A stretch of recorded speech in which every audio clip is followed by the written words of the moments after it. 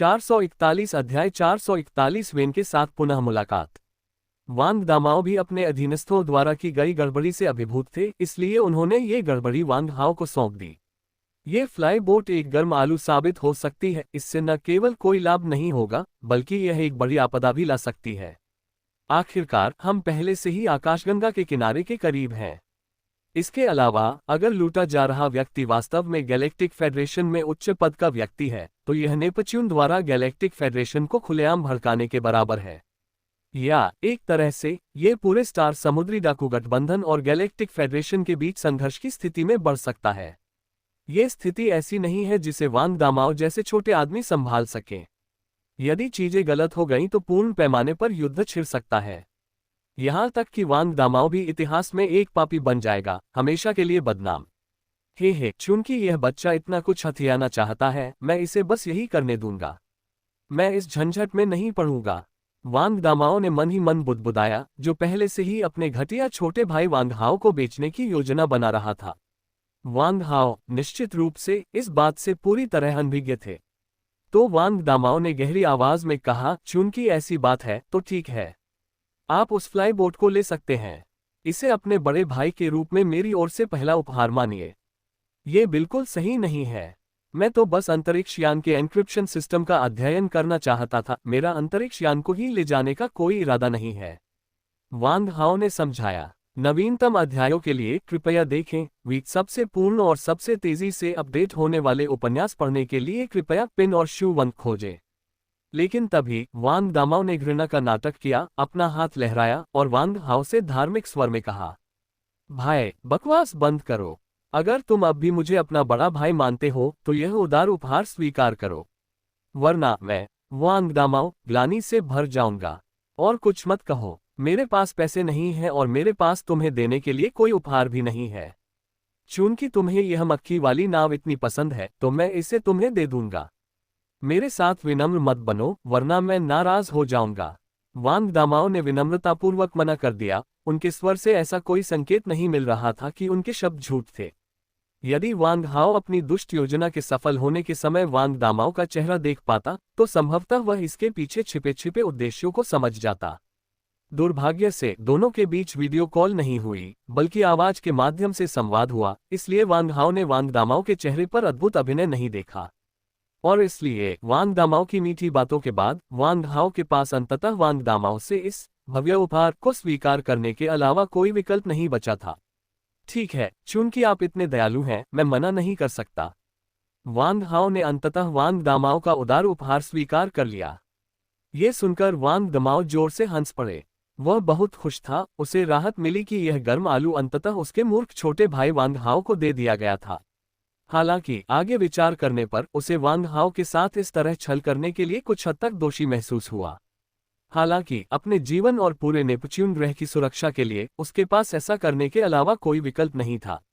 इसलिए गहरी अंतरात्मा की पीड़ा के साथ वांग दामाओ स्पार्क में रवाना हो गए और पीछे केवल शक्तिहीन फ्लाईबोट को वांग हाओ के लिए एक भव्य उपहार के रूप में छोड़ गए।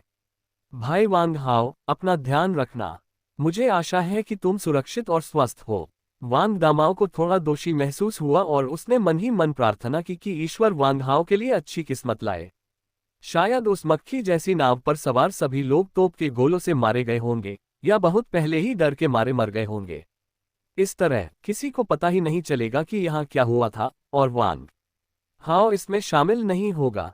वांग दामाओ स्पार्क में तेजी से भाग गए और पीछे वीचेट अंतरिक्षयान को छोड़ दिया, जिसकी शक्ति समाप्त हो गई थी और एक विशाल उल्कापिंड के गुरुत्वाकर्षण द्वारा पकड़े जाने के बाद वह शुरू होने में असमर्थ था। वास्तव में वांग हाओ मूर्ख नहीं था, वह अच्छी तरह जानता था कि वांग दामाओ क्या सोच रहा था। हालांकि अपने गौरव का ध्यान रखते हुए उन्होंने यह बात खुलकर नहीं कही। वह वांग दामाओ सचमुच लापरवाह और निर्दयी है। उसने बिना किसी हिचकिचाहट के मेरे घटिया भाई को धोखा दिया। वांग हाओ ने मन ही मन आह भरी।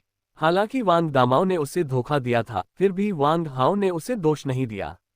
सबसे पहले वांग हाओ समझ गया कि वांग दामाओ के इरादे दुर्भावनापूर्ण नहीं थे, और दूसरी बात, वांग हाओ वास्तव में इस प्राचीन अंतरिक्ष यान में रुचि रखते थे। इसलिए दोनों कारकों पर विचार करने पर वांग दामाओ द्वारा उसे धोखा देने का कृत्य समझ में आता है। आखिरकार वांग दामाओ से दोस्ती करने के लिए वांग हाओ की प्रारंभिक मंशा पूरी तरह से शुद्ध नहीं थी। जैसा कि कहावत है, एक ही पंख के पक्षी एक साथ रहते हैं, और चूंकि दोनों के इरादे गुप्त थे, इसलिए किसी ने भी दूसरे से सवाल करने की हिम्मत नहीं की।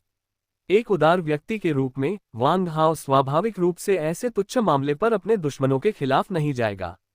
अब इस प्राचीन लघु युद्धपोत पर कब्जा करने का समय आ गया है। आइए पहले पानी की जांच करें कि क्या अंदर कोई जीवित बचा है। वांग हाओ ने गोल्डन ड्रैगन को धीरे धीरे करीब लाया, फिर लघु युद्धपोत के पूरे इंटीरियर को स्कैन करने के लिए जीवन डिटेक्टर को सक्रिय किया। हम कॉकपिट में जैव ऊर्जा प्रतिक्रिया हो रही है, वहां अभी भी कोई जीवित होगा। इसके बाद वांग हाओ ने संचार प्रसारण सक्रिय कर दिया, जिसे तब तक प्राप्त किया जा सकेगा जब तक कि दूसरे पक्ष की केबिन में संचार प्रणाली ठीक से काम कर रही हो। क्या कोई है? अगर 10 सेकंड के अंदर कोई जवाब नहीं आया तो मैं जबरदस्ती अंदर घुस जाऊंगा। 10, 9, 8, 7। वेन गुस्से से पागल होने वाला है। वे वांग हाओ के निर्देशांकों पर पूरी तरह से नजर रख रहे थे, लेकिन अचानक इस क्षुद्रग्रह बेल्ट को पार करते समय उन पर अज्ञात मूल के अंतरिक्ष डाकुओं के एक समूह द्वारा बेवजह हमला कर दिया गया। बिना एक शब्द कहे दुश्मन ने उनके युद्धपोतों पर लगातार बमबारी शुरू कर दी। उन्होंने पूर्व संवाद का कोई अवसर भी नहीं छोड़ा। ये तो बिल्कुल बर्बरता है। सौभाग्य से इस युद्धपोत को विशेष रूप से संशोधित किया गया था और इसमें एक अच्छी तरह से संरक्षित प्राचीन रक्षात्मक प्रणाली थी। यही कारण है कि इसे बमबारी से टुकड़े टुकड़े नहीं किया गया। फिर भी 1 घंटे तक बमबारी के बाद भी वेन घायल हो गया। वह गोले से नहीं बल्कि विस्फोट से उत्पन्न शॉकवेव से घायल हुआ था। हालांकि इस लघु अंतरिक्ष यान में एक सुरक्षा कवच है, लेकिन भौतिक प्रभाव से उत्पन्न गतिज ऊर्जा को कम समय में संतुलित करना मुश्किल है। हालांकि अंतरिक्ष यान के नीचे मौजूद विशाल उल्कापिंड इसकी कुछ हद तक भरपाई कर देता है, लेकिन इस लघु युद्धपोत पर लगने वाला प्रभाव बल भी कम नहीं है। सौभाग्यवश अंततः ये गोलाबारी बंद हो गई। धिक्कार है तो बर्बर बमबारी अंततः समाप्त हो गई। अगला कदम बलपूर्वक आक्रमण होना चाहिए। वेन दीवार से टिक गई और कांपते हुए अपने पैरों पर खड़ी होने की कोशिश करने लगी। टक्कर से उसके कपड़े जगह जगह से फट गए थे, उसके करीने से सजे बाल अब बिखर गए थे, और उसके जूते कहीं नजर नहीं आ रहे थे। हम इन बर्बर अंतरिक्ष डाकुओं, मैं तुम्हें भारी कीमत चुकाने पर मजबूर कर दूंगा। मैं बहुत गुस्से में हूं। इस युद्धपोत की मरम्मत करने से मैं फिर से दिवालिया हो जाऊंगा। जैसे ही वेनेसा को होश आया, उसने जहाज के लाउडस्पीकर से एक तीखी घोषणा सुनी। चूंकि अंतरिक्ष यान के अंदर संचार प्रणाली गोलाबारी के प्रभाव से क्षतिग्रस्त हो गई थी, इसलिए ध्वनि अत्यंत कर्कश थी, लेकिन प्रसारण अभी भी मुश्किल से सुना जा सका।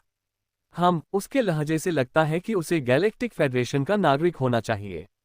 वह इतना नीचे कैसे गिर सकता है कि एक बेशर्म अंतरिक्ष डाकू बन जाए? गैलेक्टिक फेडरेशन का नागरिक होना उसके लिए शर्म की बात है। बदमाश। वेन ने गालियां दी, उसका गुस्सा कुछ कम हुआ। फिर दीवार का सहारा लेकर वह शस्त्रागार की ओर चली गई, गोला बारूद इकट्ठा किया और घुसपैठियों से बदला लेने के लिए तैयार हो गई। वैक्स 642 अध्याय 442 अजीबता और अस्पष्टता। 10 सेकंड बाद। कृपया ताइवान नोवेल नेटवर्क 2on.com को याद रखें, जो सबसे तेज अध्याय अपडेट के लिए एक शानदार वेबसाइट है। वांग हाओ ने अंतरिक्ष सूट पहना और चुपचाप लघु युद्धपोत में प्रवेश कर गए। अपनी एक्स-रे दृष्टि का उपयोग करते हुए वांग हाओ ने जल्दी से हैच खोलने की प्रणाली का पता लगा लिया। सोल ब्लैक फ्लेम का उपयोग करते हुए हैच में मुट्ठी भर आकार का छेद किया गया, जिससे आंतरिक हैच का डैम्पर क्षतिग्रस्त हो गया और हैच स्वचालित रूप से खुल गया। अंतरिक्ष यान के अंदर पहुंचते ही वांग हाओ ने मैन्युअल रूप से हैच को बंद कर दिया।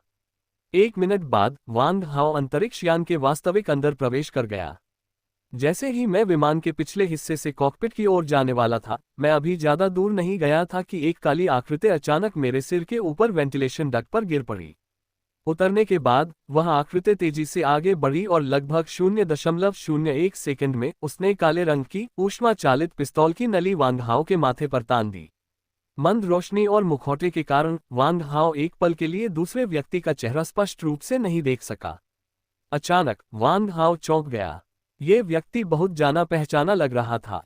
एक पल में मानो उसके दिमाग पर बिजली गिर गई हो और यादें झरने की तरह वापस आ गईं। अपने माथे पर हीट गन रखने वाला व्यक्ति कोई और नहीं बल्कि वेन था। वांग हाओ बोलने ही वाला था कि दूसरे पक्ष में बंदूक की नली से वांग हाओ के सिर पर प्रहार कर दिया, जिससे वांग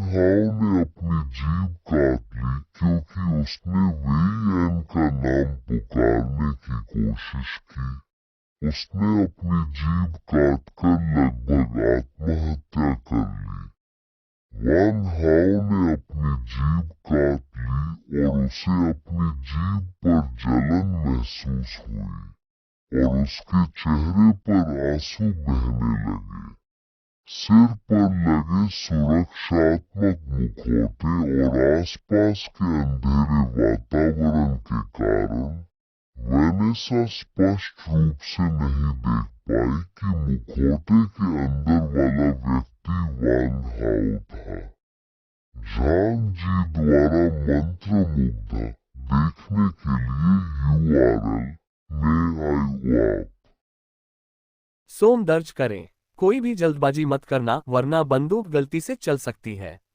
मैं तुमसे एक सवाल पूछूंगा और तुम उसका जवाब दोगे। वेन ने, जैसा कि एक सैनिक से अपेक्षा की जाती है, एक संक्षिप्त मुठभेड़ में स्थिति को बदल दिया तथा युद्धपोत पर आक्रमण करने का प्रयास कर रहे घुसपैठियों को आसानी से परास्त कर दिया। तुम अंतरिक्ष डाकुओं के किस गुट से हो? तुम मेरे युद्धपोत पर नजर क्यों गड़ाए हुए हो? और तुम्हारे नेता का नाम क्या है? वेन ने उन पर लगातार 3 प्रश्नों की बौछार कर दी तथा शुरू से ही उन्हें प्रश्नों की बौछार से भ्रमित करने का प्रयास किया। इस पूछताछ तकनीक को मनोविज्ञान में थकान बमबारी कहा जाता है। वांग हाओ इस प्रश्न से कुछ उलझन में पड़ गए और उन्होंने आगे बढ़कर अपने सिर से मुखौटा हटाने की तैयारी की। जैसे ही उसने अपने हाथ ऊपर उठाए, उसने देखा कि वेनेस उससे तेज थी और उसने वांग हाओ की ठोड़ी पर लात मार दी। टकराना, एक जोरदार धमाका। वांग हाओ अपनी जगह पर स्थिर खड़ा रहा। अगले ही पल वेन परेशानी में पड़ गई। वह जमीन पर बैठ गई और अपने पहले से सूजे हुए दाहिने पैर को दर्द से पकड़ लिया। वेन ने अपनी पूरी ताकत उस किक में लगा दी थी, जिसका उद्देश्य अपनी विस्फोटक शक्ति से अपने सामने खड़े अंतरिक्ष समुद्री डाकू को बेहोश कर देना था। अप्रत्याशित रूप से सुरक्षात्मक मास्क इतनी उच्च गुणवत्ता का था कि उसकी रक्षात्मक शक्ति असाधारण रूप से असामान्य थी। वेन न केवल वांग हाओ को बेहोश करने में विफल रही, बल्कि झटके के कारण उसका दाहिना टखना भी उखड़ गया और उसका पूरा दाहिना पैर तुरंत सूज गया। इससे भी अधिक चौंकाने वाली बात यह है कि विशेष मिश्रधातु के धागों से बुने गए लड़ाकू जूतों में भी इस पायदान के नीचे एक छेद था जिससे पूरा पैर दिखाई दे रहा था। आउच, बहुत दर्द हो रहा है। धिक्कार है, इस आदमी का सिर इतना कठोर कैसे हो सकता है? वेनेसा दर्द से जमीन पर दुबकी हुई थी, अपने पैर की उंगलियों को पकड़े हुए और लंगड़ाते हुए, लेकिन उसके हाथ में बंदूक वांग हाओ के प्राणों से कभी नहीं भटकी। वांग हाओ, जो अभी अभी अपनी जीभ काटने के दर्द से उबरा था, वेनेसा की हरकतों को मनोरंजन और क्षोभ के मिश्रण से देख रहा था। वह हंसना चाहता था लेकिन हंस नहीं पा रहा था। मुस्कुराहट जीभ की नसों को उत्तेजित कर देती है और तीव्र चुभन की अनुभूति तुरंत आंखों में आंसू ला देती है। अजीब बात है, वांग हाओ की मौजूदा शारीरिक सुरक्षा को देखते हुए उसकी जीभ की नोक तोड़ने में काफी मेहनत लगनी चाहिए थी। सामान्य परिस्थितियों में जीभ की नोक तोड़ना इतना आसान नहीं होता। होश में आते ही वांग हाओ ने उस पल का फायदा उठाया जब वेन का ध्यान भटक रहा था। अपना दाहिना हाथ बढ़ाकर झट से बंदूक की नली पकड़ ली। फिर अपनी 5 उंगलियों के जोर से अचानक टंगस्टन कार्बाइड की नली को बिना किसी आवाज के एक प्रिट्जिल में बदल दिया। वेनेसा भयभीत हो गई और उसने अपनी बाजूबंद निकालकर उसे पुनः वांग हाओ की ओर तानने की तैयारी कर ली। अचानक सब कुछ अंधकार में हो गया और एक बड़े हाथ ने भूत की तरह तेजी से उसकी कलाई पकड़ ली जैसे ही वह अपनी बंदूक निकालने वाला था। इसके बाद वेन वांग हाओ की बाहों में गिर गया। मुझे जाने दो, कमीने, मुझे जाने दो, तुम्हें इसका पछतावा होगा। जानते हो मैं कौन हूं? मुझे जाने दो। वेनेसा ने बहुत संघर्ष किया। वांग हाओ, कुछ असहाय, जल्दी से अपना मुखौटा हटा दिया और वेन की ओर देखा। बकवास बंद करो, वेन, यह मैं हूं। वांग हाओ, ऐसा कहने के बाद उसने अपना बड़ा हाथ जो वेन की दाहिनी कलाई को पकड़े हुए था छोड़ दिया और वेन की ओर देखा। उसी क्षण उनकी आंखें मिली और वेन पूरी तरह से डर गया। वह वांग हाओ की बाहों में निश्चल पड़ी थी, उसका मन पूरी तरह से खाली था। मुझे ये समझने में कुछ सेकंड लगे कि क्या हो रहा था। वह तुरंत फूट फूट कर रोने लगी। वह तुरंत वांग हाओ की ओर दौड़ा और अपनी दोनों मुट्ठियों से उसकी छाती पर ढोल की तरह जोर से प्रहार करने लगा। साले, तू अंतरिक्ष डाकू कैसे बन गया? और तूने मुझ पर गोली भी चलाई। लोग तुझे ढूंढने के लिए करोड़ों प्रकाशवर्ष दूर से आए और तूने उनका इस तरह स्वागत किया। बेरहम कमीने। वाह, वेन ने अपनी सारी दबी हुई शिकायतें उगल दी। वह पहले कभी किसी बाहरी व्यक्ति के सामने नहीं रोई थी। आज ऐसा पहली बार हुआ है। एक सैन्य परिवार में जन्मी वेन को उसके पिता और बड़ों ने छोटी उम्र से ही एक सैनिक के मजबूत, बहादुर और दृढ़ गुणों से युक्त कर दिया था। यद्यपि वह एक लड़की के रूप में पैदा हुई थी, लेकिन उसका पालन पोषण हमेशा एक लड़के की तरह किया गया। इसलिए सेना में शामिल होने के बाद से ही वेन के विलक्षण स्वभाव और अलगाव के कारण उसके लिए अपने सहकर्मियों के साथ तालमेल बिठाना मुश्किल हो गया है। फिर भी उसे अक्सर उसके वरिष्ठों द्वारा पदोन्नत और नियुक्त किया जाता रहा है, क्योंकि ऐसे चरित्र और सैन्य परिवार से विरासत में मिले अच्छे गुणों वाले लोग संघीय सैनिकों के लिए आदर्श बनने के लिए सबसे उपयुक्त होते हैं। हालांकि क्योंकि वह एक महिला थी, इसलिए वह सेना में प्रवेश करने और जनरल बनने के लिए योग्य थी और इतिहास में सबसे कम उम्र की जनरल बनी, लेकिन सेना द्वारा उन्हें हमेशा दरकिनार कर दिया गया। वे जो गुप्त मिशन चलाते हैं WZOSHN.com, वे अधिकतर गुप्त होते हैं और उन्हें प्रकाश में नहीं लाया जा सकता। इसलिए पिछले 5 वर्षों में उसका स्वभाव तेजी से सनकी होता गया है। यद्यपि पिछले 5 वर्षों में उनकी सैन्य रैंक में कोई पदोन्नति नहीं हुई है, फिर भी सेना में उनका दर्जा बढ़ता जा रहा है। नाइट हंटर का शीर्षक ऐसा है जिसके बारे में संघीय सेना के प्रत्येक बड़े अधिकारी को 2 बार सोचना होगा। कौन जाने, उस रात जिस व्यक्ति का सिर अचानक काट दिया गया, वह मैं ही हूं। संक्षेप में, वेन संपूर्ण फेडरेशन सेना में एक अलग और विशेष उपस्थिति बन गया। वह एक अत्यंत सुंदर लाल गुलाब की तरह है जो अपने प्रशंसकों को मोहित कर लेती है, तथापि उसमें घातक कांटे होते हैं जो लोगों को उससे दूर रखते हैं। वांग हाओ ने कभी नहीं सोचा था कि उनका पुनर्मिलन इतनी अजीब स्थिति में होगा। इस बारे में बात करते हुए, वेन उनके वरिष्ठ थे, जबकि वह एक तुच्छ सैनिक पूरे 1 साल के लिए गायब हो गए थे। भगवान महिलाओं को तब भी माफ कर देते हैं जब वे गलत काम करती हैं। इसके अलावा वह एक परम सुंदरी है। इसके अलावा वह मेरा प्रत्यक्ष वरिष्ठ है। यद्यपि वांग हाओ को संघीय सेना पसंद नहीं थी, लेकिन तथ्य ये था कि वेन वास्तव में उनके वरिष्ठ थे, चाहे आप इसे किसी भी तरह से देखें। इसलिए अंदर ही अंदर वांग हाओ अभी भी वेन से कुछ दूरी महसूस कर रहा था। बेशक ये वरिष्ठों और अधीनस्थों के बीच का कोई छोटा सा अंतर नहीं है। 0-443 अध्याय 443 बिछड़ते रास्ते। जब कोई खूबसूरत महिला आपकी बाहों में होती है तो आपके दिल की धड़कन बढ़ना मुश्किल हो जाता है। हालांकि इस समय वांग हाओ थोड़ा सा भी बुरा विचार नहीं ला सका। वांग हाओ 2 बार खांसा। कर्नल वेन, नहीं, अब उसे सीनियर कर्नल बना देना चाहिए। क्या तुम्हें पहले मुझे जाने नहीं देना चाहिए? वांग हाओ के शब्दों ने वेन को याद दिलाया और अपनी चूक का एहसास होने पर वेन ने वांग हाओ को घूरा। नवीनतम अध्याय पढ़ने के लिए कृपया देखें। तो वह अभी भी जानता है कि वह एक फेडरेशन सैनिक है। वह अंतरिक्ष डाकू कैसे बन सकता है? वह फेडरेशन सैनिकों की प्रतिष्ठा को धूमिल कर रहा है और मुझे अपमानित कर रहा है। वेन वांग हाओ के आलिंगन से मुक्त हो गई, जल्दी से अपने आंसू पोंछे, अपना रूप रंग ठीक किया और शीघ्र ही चतुर, योग्य और करिश्माई कर्नल वेन वापस आ गया। वांग हाओ ने उत्तर दिया, कौन से अंतरिक्ष डाकू? मैंने तो कोई नहीं देखा। जब मैं पहुंचा तो मैंने केवल आपका अंतरिक्ष यान क्षतिग्रस्त पाया और आपकी सहायता के लिए आने की तैयारी कर रहा था। मुझे अंतरिक्ष डाकुओं का कोई निशान नहीं दिखा।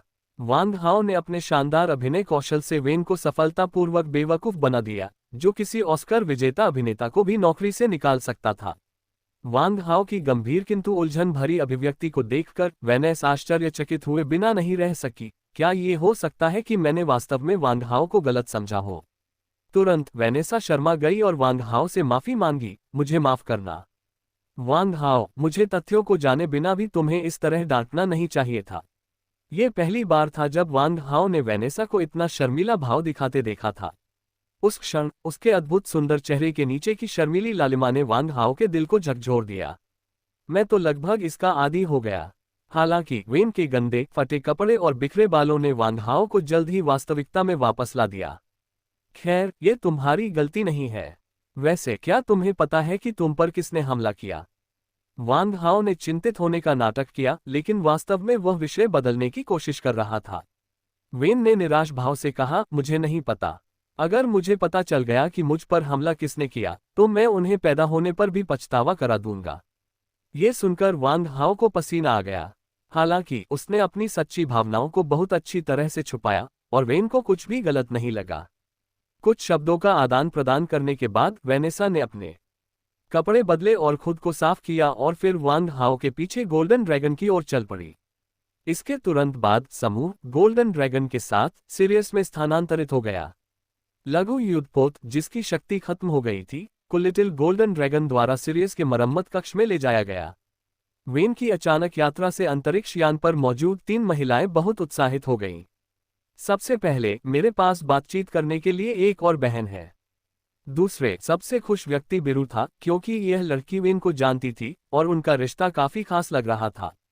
जैसे ही वेन सीरियस में सवार हुई, बिरो ने उसे निजी बातचीत के लिए एक कमरे में खींच लिया। दोनों ने केबिन का दरवाजा भी रहस्यमय तरीके से बंद कर दिया, इस डर से कि कहीं उनकी बातें सुन न ली जाएं। आंटी वेन, यहाँ कोई नहीं है। जल्दी से बताओ, भाई वांग हाओ के साथ तुम्हारा क्या रिश्ता है? तुम दोनों साथ क्यों हो? बिरु, वेन की उम्र के लगभग बराबर है, बस 4 या 5 साल का अंतर है, लेकिन वरिष्ठता के लिहाज से उसे अभी भी वेन को चाची कहना पड़ता है। बेशक सार्वजनिक रूप से वे एक दूसरे को उनके दिए गए नामों से बुलाते हैं और सिर्फ निजी तौर पर ही वे एक दूसरे को इतने आत्मीयता से बुलाते हैं। ओह, कुछ नहीं। वांग हाओ उस टूटे हुए अंतरिक्ष यान में मुझसे टकरा गया, मेरा संकट संकेत प्राप्त किया और मुझे बचा लिया। वेनेस बिरो को सच नहीं बताना चाहती थी, इसलिए नहीं कि उसे अपनी भतीजी पर भरोसा नहीं था जो उससे 5 साल छोटी थी, बल्कि इसलिए कि वह उसे बचाना चाहती थी। आखिरकार इसमें कुछ सैन्य रहस्य शामिल है और यहाँ तक कि वांग हाओ की वर्तमान पहचान भी सेना के भीतर अराजकता पैदा कर सकती है।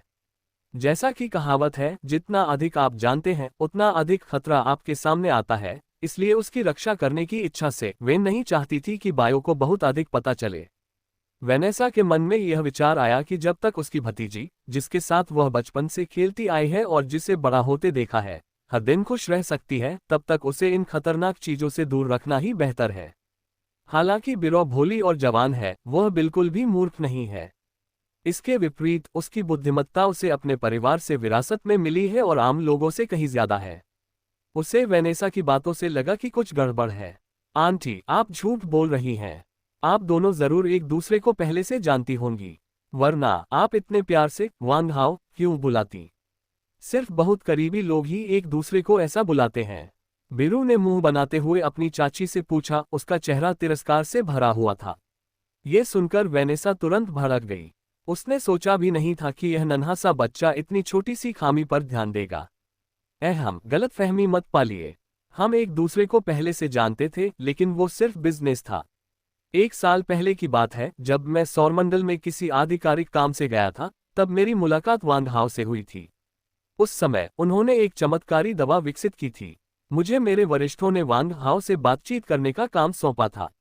जहां तक खास बातों का सवाल है, मैं आपको नहीं बता सकता। तभी हमारी मुलाकात हुई थी। ये शब्द कहने के बाद वेन को पसीना आ गया। बिरो ने संतुष्टि में था। 458 अध्याय 458 जायरा का रहस्य। वांग मेन के तीखे सवालों ने एक बार जेरा को अजीब स्थिति में डाल दिया था। ऐसा नहीं था कि वह किसी अजीब स्थिति में थी, बल्कि जेला को गर्लफ्रेंड और भाभी की अवधारणाएं समझ में नहीं आती थीं, या यहाँ तक कि दोनों के बीच का अंतर भी समझ में नहीं आता था। इसलिए वांग मेन के सवाल ने जेरा के दिमाग को एक पल के लिए अस्त व्यस्त कर दिया और उसे समझ नहीं आया कि क्या जवाब दे। अंत में वह केवल अजीब तरह से मुस्कुरा सका और वांग हाओ की ओर देखकर मदद की गुहार लगा सका। जायरा के मासूम चेहरे को देखकर वांग हाओ अवाक रह गए और आखिरकार उन्हें स्थिति को शांत करने के लिए आगे आना पड़ा। नवीनतम अध्याय पढ़ने के लिए कृपया देखें। यदि आप ताइवानी उपन्यास पढ़ना चाहते हैं तो ताइवान उपन्यास नेटवर्क पर आएं, TWKAN। ठीक है, मिंग मैंग, बकवास बंद करो। सैद्धांतिक रूप से जेरा इंसान नहीं है। उसके शरीर की 99.99% कोशिकाएं पौधों की कोशिकाओं जैसी ही हैं। अब समझ में आया इसका क्या मतलब है, वांग हाओ ने समझाया। वांग मिंग ने वांग हाओ को बड़ी संदिग्ध आंखों से देखा, फिर जेला की ओर देखने के लिए मुड़ा। काफी देर तक देखने के बाद भी उसे वांग हाओ की बातों पर विश्वास नहीं हुआ। वह कभी विश्वास नहीं कर पाती कि उसके सामने खड़ा जीवित व्यक्ति वास्तव में एक पौधा है। ये बिल्कुल भी वैज्ञानिक नहीं है। भाई, मुझसे झूठ बोलना बंद करो। बहन जेरा साफ तौर पर इंसान है। मुझे बेवकूफ बनाना बंद करो। वो साफ तौर पर तुम्हारी गर्लफ्रेंड है, लेकिन तुम जोर देकर कहते हो कि वो एक पौधा है। ठीक है, मैं इसे मम्मी पापा से राज रखने में तुम्हारी मदद करूंगा। लेकिन हे मुझे चुप कराने के लिए तुम कौन सी अच्छी चीज इस्तेमाल करोगे? वांग मेंग ने अविश्वास से उसकी ओर देखा और यहाँ तक कि आंख मारते हुए हाथ बढ़ाया और वांग हाओ से चुप रहने के लिए पैसे मांगे। उफ, मानो या न मानो, बस मुझे बताओ कि तुम क्या चाहते हो और अगर हो सका तो मैं तुम्हारे लिए ला दूंगा। लेकिन अगर तुम मुझे धमकाने की कोशिश करोगे तो मैं इसे नहीं खरीदूंगा। छी, कौन इस पर विश्वास करेगा। वांग मेंग ने अपना हाथ वापस खींच लिया, फिर उदासीन भाव से हाथ हिलाया। हालांकि इसके तुरंत बाद शरारती वांग मेंग एक बार फिर चंचल मुस्कान के साथ वांग हाओ के पास आया। वैसे भाई, तुम मेरी प्रयोगशाला में किस तरह के प्रयोग करने वाले हो? वांग मेंग खुद को पूछे बिना नहीं रह सका। जियला की कलाई पकड़े हुए वांग हाओ बिना अपना सिर घुमाए प्रयोगशाला के प्रवेश द्वार की ओर चला गया और कहा, मुझे जियला के शरीर की जांच करने दो। वांग हाओ की आकस्मिक टिप्पणी को विचित्र वांग मेंग ने गलत अर्थ में लिया। क्या शारीरिक परीक्षण? खांसी खांसी। वांग मेंग शर्मा गई, फिर उसने वांग हाओ की कमर पर एक उंगली से थपथपाया और अजीब सी मरोड़ पैदा करते हुए पूछा, भैया, आपको अपनी पत्नी को चेकअप के लिए अस्पताल ले जाना चाहिए। वैसे भी गर्भावस्था इतनी बड़ी बात है, क्या आपको पहले माँ और पिताजी को नहीं बताना चाहिए? अगर आपको बताने में शर्म आ रही है तो मैं उन्हें आपके लिए बता सकता हूँ। वांग मेंग हठपूर्वक गलतफहमी के इस मृत अंत पर चलने पर अड़ा रहा। वांग हाओ अपनी बहन के बेतहाशा कल्पनाशील विचारों से इतना हताश हो गया कि उसे खून की उल्टी होने वाली थी। खांसी खांसी। वांग हाओ 2 बार खांसा, लगभग अपनी ही लार में डूब गया। उसने वांग मेंग को घूरा और फिर बोला, पहले तुम चुप हो जाओ। अगर तुम यूं ही बोलते रहे तो मैं एक बेरहम आदमी बन जाऊंगा जो कुछ शुरू करता है और फिर उसे छोड़ देता है। वांग हाओ अपनी बहन पर इतना क्रोधित था कि वह अवाक रह गया और बकवास भी करने लगा। हालांकि जब वांग हाओ ने सच बताया तो वांग मेंग को उस पर विश्वास नहीं हुआ। वांग हाओ की बकवास वास्तव में वांग मेंग ने सुन ली थी। हो भाई, तुम सच में सिस्टर ज़ेरा को छोड़ना नहीं चाहते, है ना? तुम सिस्टर ज़ेरा के पेट में पल रहे बच्चे का गर्भपात कराने जा रहे हो। हे भगवान, वह तुम्हारा ही खून का बच्चा है। वांग हाओ अब अपने आंतरिक पतन को केवल अवाक शब्द से वर्णित नहीं कर सकता था, उसका चेहरा ग्रेफाइट से भी अधिक काला हो गया था।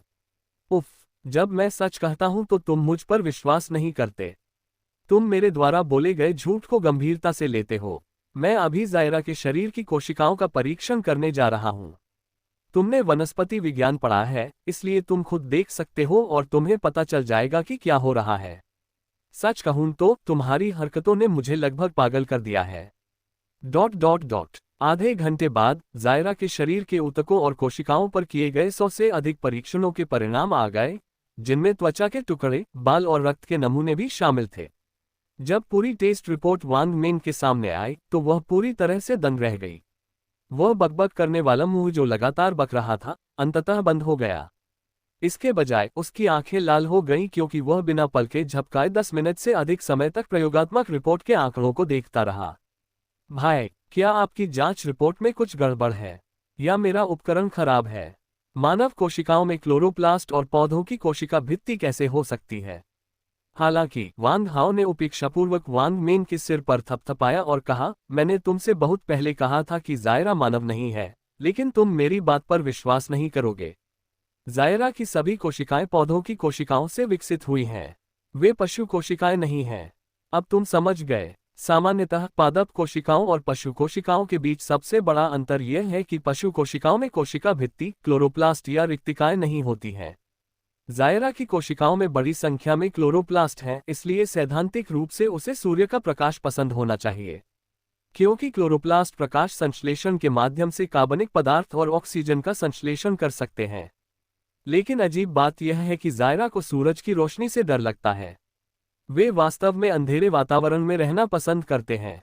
वांग हाओ को सबसे अधिक हैरानी इस बात से हुई कि ज़ायरा के मस्तिष्क में मानव मस्तिष्क जैसी तरंगें पाई गईं, लेकिन एमआरआई स्कैन और वांग हाओ के एक्स-रे के बाद भी पता चला कि ज़ायरा का मस्तिष्क खाली था।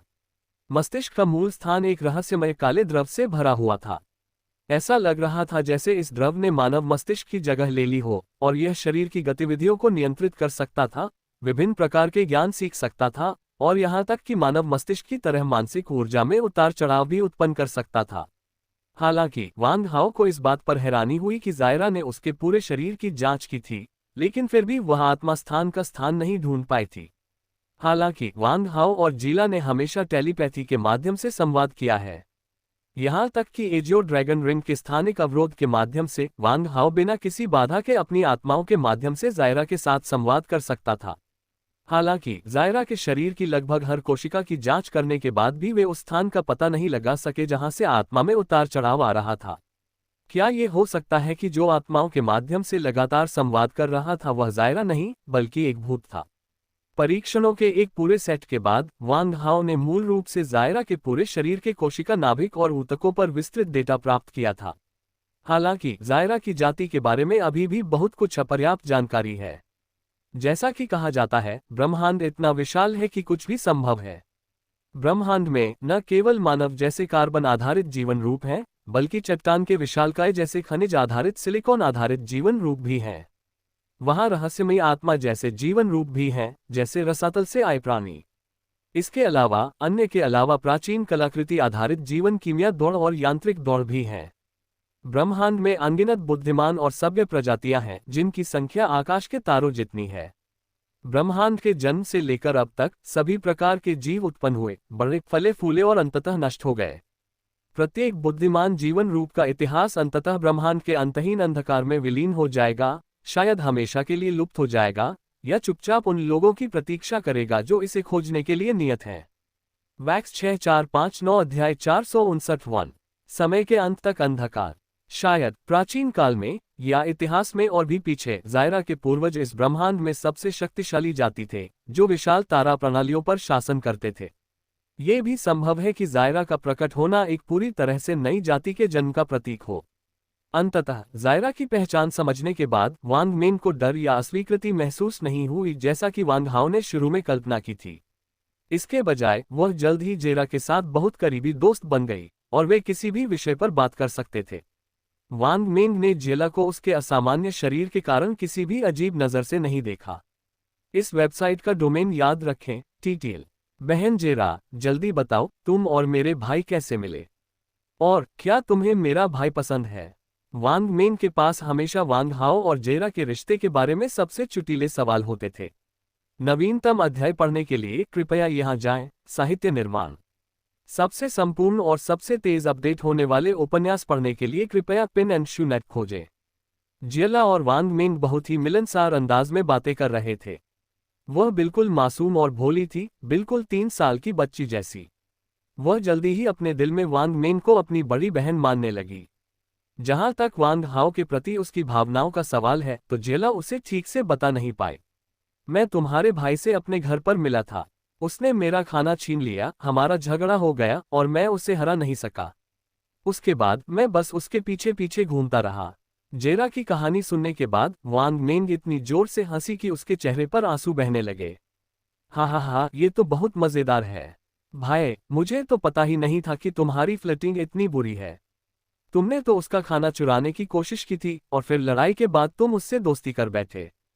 क्या इसी तरह तुमने जेरा को अपनी जिंदगी में शामिल किया?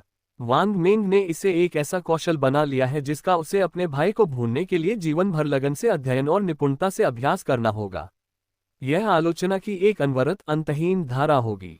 वांग हाओ अवाक रह गया। उसे अपनी छोटी बहन के साथ सामान्य रूप से बातचीत करना असंभव लग रहा था। उन्होंने जल्दी से समझाया, ज्यादा मत सोचो, हमारी पहली मुलाकात एक अथाह खाई के तल पर हुई थी। मैं कलाकृतियां बनाने के लिए शून्य जीवित लाशें इकट्ठा कर रहा था। बाद में कुछ अप्रिय हुआ और हम लड़ पड़े। मुझे जायरा के अकेले रसातल में रहने पर तरस आ रहा था, इसलिए मैंने सोचा कि मैं उसे यहाँ ले आऊं ताकि उसकी समझ बढ़े। ऐसा ही हुआ, जैसा तुम सोच रहे हो वैसा कुछ नहीं। घटनाएं एक जैसी थीं, लेकिन जेला और वांग हाओ द्वारा दिए गए उनके विवरण के परिणाम काफी भिन्न थे। यह जायरा की भोली भाली प्रवृत्ति और संचार कौशल की कमी से संबंधित हो सकता है, या यह वांग मेन की व्यक्तिपरक धारणा से संबंधित हो सकता है कि उसके भाई और जायरा के बीच संबंध था। हालांकि ये सब जायरा की सच्ची मानवीय सोच की समझ से पूरी तरह परे था। हालांकि जायरा का रूप मानव जैसा है और उसकी संचार क्षमता भी मनुष्यों जैसी ही है, फिर भी वह वास्तविक मानव नहीं है। हम अभी भी मानव व्यवहार और विचार को सही मायने में नहीं समझ पाए हैं। फिर मनुष्य जिसे भावनाएं और प्रेम कहते हैं, उनके बीच के अंतर को तो छोड़ ही दीजिए। ओह भाई, पिछले साल तुम्हारे साथ क्या हुआ था? मुझे इसके बारे में बताओ। वांग मेंग ने सफलतापूर्वक विषय बदल दिया। वो बस इस बात पर बहस कर रही थी कि क्या जेला उसकी भाभी है, लेकिन एक सेकंड से भी कम समय में उसने वांग हाओ के पिछले 1 साल के अनुभवों पर ध्यान देना शुरू कर दिया। सच कहूं तो इस साल मेरे साथ जो कुछ भी हुआ है उसके बारे में मैं 3 दिन और 3 रात तक बात कर सकती हूँ। मैं आपको बस एक संक्षिप्त सारांश दूंगी ताकि आप बाद में मुझे इन सब सवालों से परेशान न करें। शाम 4 बजे वांग हाओ को लाओ हे से एक वीचेट संदेश मिला जिसमें कहा गया था कि उन्हें डिकेंस और कैद भाइयों का सटीक स्थान मिल गया है। संदेश प्राप्त होते ही वांग हाओ तुरंत तय बैठक स्थल पर पहुंचे। आधे घंटे बाद शहर के उत्तर में औद्योगिक खंडहरों में एक परित्यक्त कारखाने में वांग हाओ अंततः लाओ हे से मिले जो लंबे समय से इंतजार कर रहे थे। गोपनीयता और सुरक्षा की दृष्टि से कोई और साथ नहीं आया, केवल वांग हाओ और लाओ हे ही संपर्क करने के लिए वहां मौजूद थे। भाई हाओ, आप यहाँ हैं। बूढ़े हे ने दूर से वांग हाओ का अभिवादन किया। हाँ, जल्दी बताओ तुम्हें क्या पता चला। वांग हाओ सीधे मुद्दे पर आ गए। बूढ़े हे ने सतर्कता से चारों ओर देखा और फिर फुसफुसाया, डिकेंस को इस समय सीटू परिवार ने एक काले बाजार की नीलामी घर में एक भूमिगत जेल में रखा है। बाकी 17 भाइयों को एक और खाली पड़ी फैक्ट्री में रखा गया है। मैं अभी आपके ईमेल पर आपको सही जगह की जानकारी भेज दूंगा। जल्द ही। एक बीप के साथ वांग हाओ के स्मार्ट ब्रेसलेट पर जियांगन शहर का एक नक्शा आया जिस पर 2 खोपड़ियों के चिन्ह अंकित थे। हम शाबाश। स्थान के अलावा क्या कोई और महत्वपूर्ण जानकारी है? वांग हाओ ने सहजता से पूछा। बूढ़े हे ने जवाब दिया, हाँ। सीटू परिवार कल रात एक बड़ी नीलामी कर रहा है और नीलामी का मुख्य आकर्षण चमत्कार नंबर 2 औषधि है जिसे सीटू परिवार ने हाल ही में बी परिवार के साथ मिलकर विकसित किया है। कैप्टन डिकेंस नीलामी में सार्वजनिक रूप से प्रदर्शित होने वाला नमूना होने की पूरी संभावना है। इस बिंदु पर बूढ़े हे ने अपने दांत पीस लिए और अपने सामने एक ठोस दीवार पर मुक्का मारा। उसके चेहरे की मांसपेशियां फड़कने लगीं। उस शापित सीटू परिवार ने चमत्कारी औषधि चुरा ली।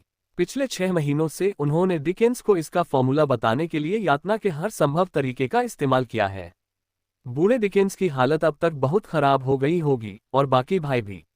एकत्रित खुफिया जानकारी और वांग हाओ द्वारा पहले एकत्र की गई जानकारी के आधार पर यह स्पष्ट है कि सीटू परिवार ने भी परिवार के साथ गठबंधन किया है। हालांकि वांग हाओ को जो बात हैरान कर रही थी वह ये थी कि उसने ऑनलाइन जो जानकारी एकत्र की थी और विभिन्न सामग्रियां जो उसने वास्तव में एकत्र की थी उनसे पता चलता था कि यह गठबंधन बी परिवार द्वारा सीटू परिवार को जानबूझकर दिया गया एक शांति प्रस्ताव था। ऐसा लगता है कि बी परिवार सीटू परिवार का पक्ष ले रहा है और जानबूझकर अपनी स्थिति को कम कर रहा है। बी परिवार के प्रभाव और धन को देखते हुए सीटू परिवार उनके जूते उठाने के भी लायक नहीं है। भले ही यह एक सहयोग हो, लेकिन सीटू परिवार के लिए बी परिवार के साथ खुशामद करना पूरी तरह से उचित होगा। लेकिन हालात ने अप्रत्याशित मोड़ ले लिया। इससे वांग हाओ कुछ हद तक उलझन में पड़ गए। ऐसा लगता है कि सीटू परिवार की पृष्ठभूमि काफी असामान्य है। सीटू परिवार के बारे में वांग हाओ को जो एकमात्र ऐतिहासिक जानकारी मिल सकी वह ये थी कि 30 साल से भी ज्यादा पहले सीटू बोलेई के पिता सीटू बोलेई और परिवार के कई सदस्यों को राजधानी तारामंडल से पृथ्वी पर भागने के लिए प्रेरित कर रहे थे। जल्दी से वहां बसने के बाद पृथ्वी पर पहुंचने के कुछ ही समय बाद सीटू बोलेई के पिता का निधन हो गया। इसके बाद 20 वर्ष की छोटी उम्र में सीटू बोलेई ने सीटू परिवार के मुखिया का पदभार संभाला और अंततः परिवार को जियांगन शहर में नाम कमाने में मदद की और जल्दी ही शहर का सबसे शक्तिशाली परिवार बन गया। जानकारी बहुत सरल थी, लेकिन इसने वांग हाओ के लिए 2 अन्य प्रश्न खड़े कर दिए। सबसे पहले, उस समय राजधानी तारामंडल में सीटू परिवार की ताकत क्या थी और वे पृथ्वी पर क्यों भाग गए? दूसरी बात, सीटू बोलेई को लेकर कई सवाल हैं। वांग हाओ ने उनके बारे में ज्यादा जानकारी नहीं जुटाई है, इसलिए कहा जा सकता है कि उन्हें लेकर कई शंकाएं हैं। अपने विचारों को जल्दी से सुझाने के बाद वांग हाओ ने अपना अंतिम निर्णय लिया।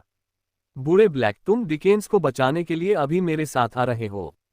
खोने का कोई समय नहीं है, चलो चलें। युद्ध में गति का बहुत महत्व है। ऐसे मामलों को विलंबित करने के बजाय शीघ्रता से निपटाया जाना चाहिए। दुश्मन को सतर्क करने से बचने के लिए सीटू परिवार ने डिकेंस और उसके समूह को एक अधिक एकांत स्थान पर ले जाया, जिससे बाद में उन्हें ढूंढना कठिन हो गया। वैक्स 6451 अध्याय 451 एक पूर्ण परिवर्तन। सुप्रीम ओवरलॉर्ड बॉडी एक आत्मा हानिकारक प्रकार की शरीर शोधन तकनीक है।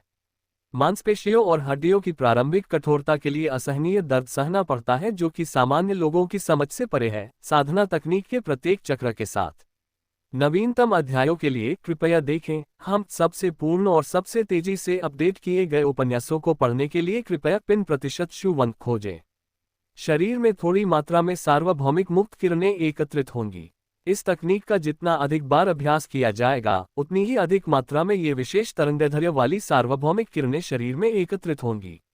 अंततः मात्रात्मक परिवर्तन गुणात्मक परिवर्तनों को जन्म देते हैं, जिसके कारण शरीर के भीतर कोशिका नाभिक के जीन अनुक्रमों में जीन उत्परिवर्तन का सबसे गहरा स्तर घटित होता है।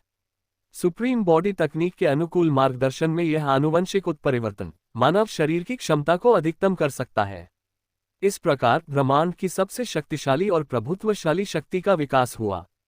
कृपया सबसे तेज अध्याय अपडेट के लिए वेबसाइट याद रखें। अभिलेखों के अनुसार प्राचीन काल में एक निश्चित शरीर शोधक संप्रदाय के सभी शिष्य सर्वोच्च शरीर की साधना करते थे, जिसे अधिपति शरीर संप्रदाय कहा जाता था। यह उस समय ब्रह्मांड का सर्वोच्च शरीर शोधक संप्रदाय था। इसके संरक्षण में शिष्यों की संख्या कम है, जो हमेशा 3000 के आसपास रहती है, लेकिन उभरने वाला प्रत्येक शिष्य ब्रह्मांड में सनसनी पैदा कर सकता है, और उनमें से प्रत्येक एक शीर्ष प्रतिभा है जिसकी ख्याति पूरे विश्व में गूंजती है।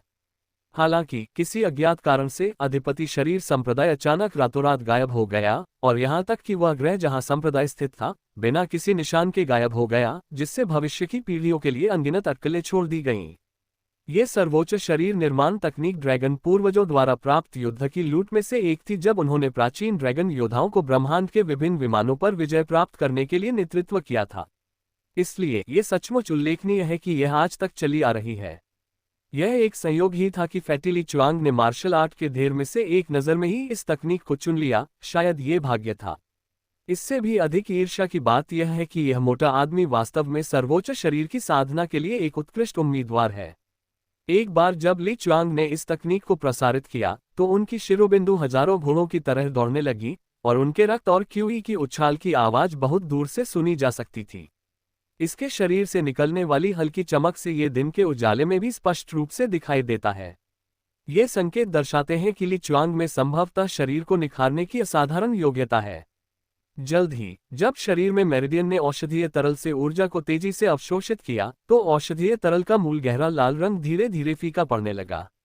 मूल रूप से वांग हाओ ने अनुमान लगाया था कि इस बाल्टी में ऊर्जा और ड्रैगन रक्त को अवशोषित करने में फैटी ली च्वांग को कम से कम 3 दिन और 3 रातें लगेंगी। हालांकि अप्रत्याशित रूप से सभी संकेतों से पता चला कि मोटे आदमी द्वारा 3 घंटे के भीतर इसे पूरी तरह से अवशोषित कर लेने की संभावना थी। ये गति लगभग अविश्वसनीय है। 1 साल पहले भी वांग हाओ को औषधीय तरल के इतने बड़े बैरल को अवशोषित करने में कम से कम एक पूरा दिन लग जाता। ये कहना होगा कि इस मोटे आदमी का शरीर आश्चर्यजनक रूप से अच्छा है। वांग हाओ को और भी ज्यादा हैरानी इस बात से हुई कि सामान्य ज्ञान के अनुसार जब भी कोई परम शरीर की साधना करता है तो आदिशक्ति शरीर की कोशिका संरचना को बेतहाशा नष्ट कर देती है, जिससे तीव्र पीड़ा होती है जो हजारों बाणों से छिदने या जहरीले कीड़ों द्वारा कुतरने से भी ज्यादा असहनीय होती है। हालांकि यह मोटा आदमी टब में लेटा हुआ था, लेकिन उसके चेहरे पर न केवल कोई दर्द नहीं दिख रहा था, बल्कि ऐसा लग रहा था जैसे वह इसका आनंद ले रहा हो। बहुत बढ़िया, बहुत बढ़िया। बीच बीच में फैटी ली च्वांग कराहे निकालता रहता। उसके चेहरे पर हमेशा वाई का भाव रहता था, मानो वह कष्ट नहीं झेल रहा हो बल्कि एक सुखद अनुभूति का अनुभव कर रहा हो जो भौतिक सुख से आध्यात्मिक सुख की ओर जा रही हो, मानो उसकी आत्मा स्वर्ग में पहुंच गई हो। वांग हाओ अब इसे बर्दाश्त नहीं कर सका, खासकर जब से मोटा आदमी अपरिचित लड़कियों के नामों का उल्लेख करता रहा। यह ऐसी बात है जिसे वांग हाओ, एक शुद्ध और निर्दोष युवक, कभी नहीं संभाल सकता। तो वांग हाओ ने बस अपने कानों में रुई डाल ली और दुनिया की ओर पीट कर ली, नजरों से दूर, मन से दूर। 2 घंटे बाद जब प्लास्टिक की बाल्टी में भरा तरल पूरी तरह से साफ पानी में बदल गया तो इसका मतलब था कि दवा की ऊर्जा फैटी ली च्वांग द्वारा पूरी तरह से अवशोषित कर ली गई थी। फिर वांग हाओ ने मोटे आदमी के कंधे पर हाथ रखा। वह उसकी ऊर्जा अवशोषण की सीमा और उसके डेंटियन में क्यूई भावर के संघनन की स्थिति की जांच करना चाहता था। हालांकि जिस क्षण वांग हाओ का हाथ मोटे आदमी के कंधे को छू गया, वांग हाओ को ऐसा लगा जैसे उसे बिजली का झटका लगा हो और उसने जल्दी से अपना हाथ हटा लिया। धिक्कार है, ये बहुत गर्म है। ये पता चला कि इस समय जबकि ली च्वांग औषधीय तरल को अवशोषित कर रहा था, उसके शरीर की सभी कोशिकाएं भी हिंसक रूप से हिल रही थीं, जिससे भारी मात्रा में गर्मी पैदा हो रही थी, और वह अपने सर्वोच्च दानव शरीर को सक्रिय करके सार्वभौमिक किरणों द्वारा उत्पन्न गर्मी विकिरण को भी अवशोषित कर रहा था। इन सभी कारकों ने ली चुआंग को ऐसा महसूस कराया जैसे कि उसे गर्म लोहे से दागा जा रहा हो। वांग हाओ की हथेली नहीं जली थी, उसने बस समय पर प्रतिक्रिया नहीं की और ऐसी अतिशयोक्तिपूर्ण हरकत कर दी। वांग हाओ ने तुरंत अपना हाथ फिर से ली चुआंग के कंधे पर रख दिया। हालांकि उसका हाथ फिर से गर्म हो रहा था, फिर भी वांग हाओ के हाथ को खुद को बचाने में कोई दिक्कत नहीं हुई। वांग हाओ की हथेली की त्वचा की सतह पर स्वचालित रूप से आदिम बल की एक पतली फिल्म बन गई, जिसने वो 473 अध्याय 473 छायाद्वीप। वांग हाओ स्थिर रहा और उसके शरीर पर पड़ने वाली ऊष्मा किरणों का कोई प्रभाव नहीं पड़ा। ताइवान के उपन्यास कलाकृति कम को खोजने और इसे किसी भी समय पढ़ने के लिए इस वेबसाइट का डोमेन नाम याद रखें। एक लहर भी पैदा नहीं हुई। सनफाया क्लोक का ज्वाला वर्धित रक्षात्मक प्रभाव ऊष्मा किरणों के विरुद्ध कुछ सुरक्षा प्रदान करता है। ये दृश्य देखकर हर किसी के सिर में झुनझुनी हुई, खासकर डरपोक शोधकर्ता दोनों तरफ से होने वाले हमलों की गोलीबारी में फंसने के डर से कोनों में छिप गए। नवीनतम अध्याय यहाँ पढ़ें। बी फेंगशुई ने कई बड़ी घटनाओं का अनुभव किया है, फिर भी वह खतरे का सामना करने में निडर रहता है। आप वास्तव में कौन हैं? आपको किसने भेजा है? बी फेंगशुई ने गहरी आवाज में पूछा। इस समय वांग हाओ ने खुद को एक इलेक्ट्रॉनिक मुखौटा के साथ प्रच्छन्न किया और उसकी आवाज भी एक कठोर और कर्कश आवाज बन गई। अरे बूढ़े चोर, इसमें कोई सवाल भी है क्या? तुमने मेरी चीजें चुराईं, जाहिर है मैं उन्हें लेने आया था। वांग हाओ उस चमत्कारी औषधि का जिक्र कर रहे थे जो डिकेंस से चुराई गई थी। हालांकि बी फेंगशुई ने उलझन का नाटक किया और पूछा, मैंने कभी किसी से कुछ नहीं चुराया। मुझे नहीं पता कुछ से तुम्हारा क्या मतलब है। वांग हाओ ने मन ही मन उपहास किया। ये बूढ़ा आदमी सचमुच बकवास कर रहा था, झूठ बोल रहा था, और उसका अभिनय कौशल भी कमाल का था। बूढ़े चोर, झूठ बोलते वक्त तुम पलक तक नहीं झपकाते। मैं अब तुम्हारे साथ कोई गोलमोल बात नहीं करूंगा। तुम्हारे हाथ में जो चमत्कारी औषधि है वो सब मैंने ही बनाई है। इस बार तुम्हें सबक सीख लेना चाहिए था, है ना? वांग हाओ ने व्यंग्यात्मक लहजे में कहा। बी फेंगशुई का चेहरा तुरंत गंभीर हो गया। ये तुम हो, वांग हाओ, तुम अभी भी जिंदा हो? बी फेंगशुई ने हौंफते हुए कहा। उसके प्रतिद्वंद्वी से निकलने वाली आभा उसकी अपनी 3 सितारा शक्ति से कहीं ज्यादा थी। वांग हाओ की आंखें सिकुड़ गईं। बुरा नहीं, तुम तो समझदार हो, जानते हो कि इस चमत्कारी औषधि का आविष्कार किसने किया। अरे बूढ़े चोर, क्या तुम ये औषधि मुझे खुद दे रहे हो या मैं खुद ले रहा हूं? वांग हाओ ने स्पष्ट और सीधे तौर पर बात की। बी फेंगशुई का दिल तेजी से धड़क उठा और थर्मल पिस्तौल पर उसकी पकड़ ढीली पड़ गई, जिससे वह धड़ाम से जमीन पर गिर गई। हालांकि अनुभव मायने रखता है, और एक पल के लिए अपना धैर्य खोने के बाद बी फेंगशुई ने तुरंत एक समाधान ढूंढ लिया। अगर मैंने ये औषधियां चुरा ली तो क्या हुआ? तुम तो अभी नौसिखिए हो। अगर तुम्हें पता है कि तुम्हारे लिए क्या अच्छा है, तो इस चमत्कारी औषधि का फॉर्मूला मुझे दे दो और मैं तुम्हें बाकी जिंदगी आराम की गारंटी दे सकता हूँ। बाई फेंगशुई ने वांग हाओ को लुभाने के लिए एक बड़ा चारा फेंका। हालांकि उसने गलत अनुमान लगाया। वांग हाओ अब वो गरीब लड़का नहीं रहा जो 1 साल पहले था। आज वांग हाओ की कुल संपत्ति बी परिवार से कम नहीं है, बल्कि उससे कहीं ज्यादा हो सकती है। वांग हाओ को धन के बल पर प्रभावित करने की कोशिश करना केवल इच्छाधारी सोच है। वांग हाओ ने व्यंग्य किया, तुम बूढ़े चोर हो, तुम्हें सचमुच जरा भी शर्म नहीं है। तुमने मेरी चीजें चुराई हैं और मुझसे, अपने मालिक से, यह उम्मीद करते हो कि मैं तुम्हारा आभारी रहूं और तुम्हारे बी परिवार के लिए काम करूं। तुम्हारी योजना वाकई बहुत अच्छी है। बस अफसोस की बात है कि मैं, वांग हाओ, तुम्हारी तरफ देखता भी नहीं हूं। तुम तो बस मोलभाव कर रहे हो। मैंने तुम्हारे जैसे बहुत से घटिया लड़के देखे हैं जो हमेशा यही कहते फिरते हैं कि तुम कितने मजबूत हो। आखिरकार तुम फिर भी बी परिवार की आज्ञाकारी सेवा करते हो। तुम्हें बस लगता है कि मेरा प्रस्ताव बहुत कम है। ठीक है, तुम अपनी शर्तें बताओ। जब तक वे बहुत ज्यादा अजीब न हो, मैं, बी फेंगशुई, किसी भी बात पर राजी हो सकती हूँ। मुझे बस तुम्हारे चमत्कारी औषधि के फॉर्मूले की जरूरत है। बी फेंगशुई अविश्वसनीय रूप से प्रभावशाली व्यक्ति थे और व्यापार जगत में लगभग 1 शताब्दी के अनुभव के साथ उनकी विशेषज्ञता वास्तव में उल्लेखनीय थी। उनके विचार में दुनिया में हर कोई लाभ से प्रेरित है। दुनिया में ऐसा कोई नहीं है जो लालची न हो, और ऐसा कोई भी नहीं है जिसे पैसा पसंद न हो। यदि नहीं, तो इसका कारण यह है कि यह पर्याप्त नहीं है।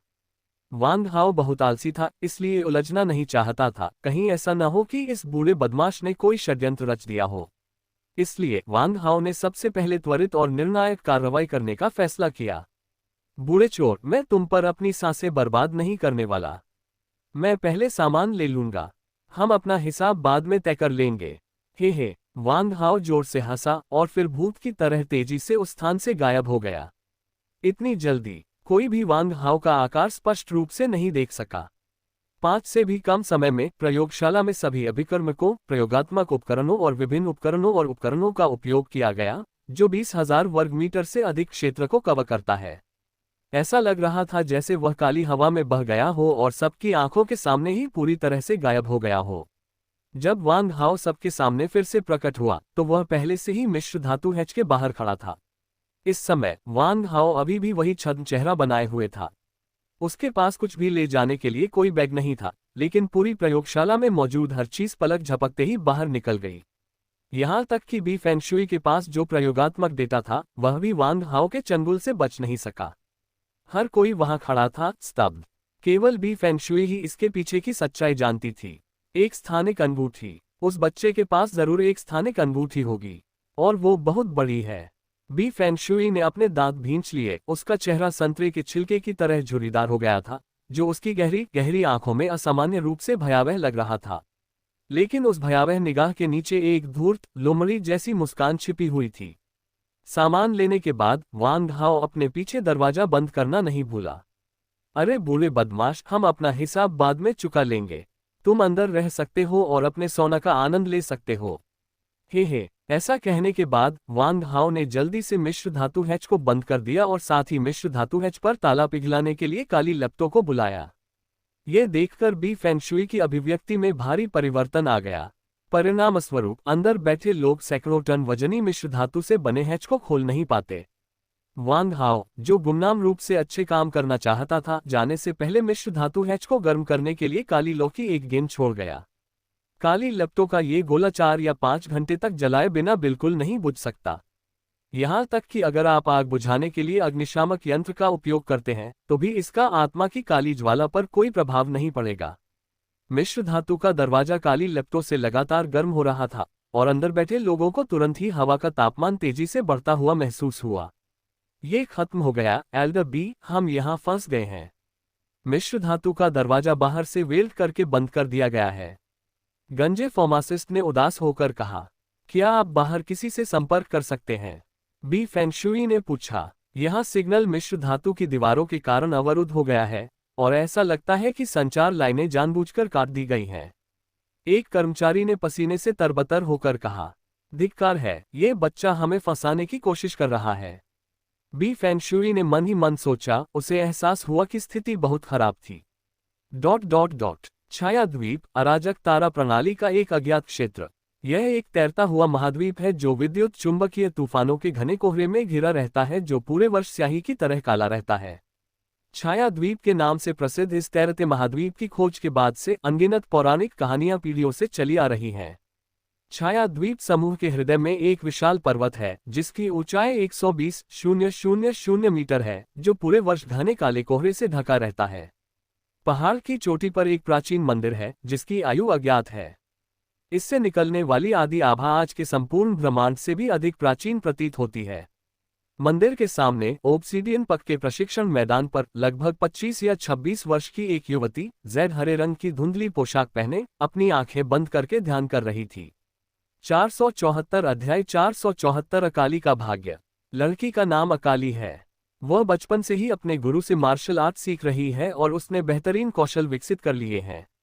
अकाली को जब से याद है, वह इस वीरान दुनिया में रह रही है।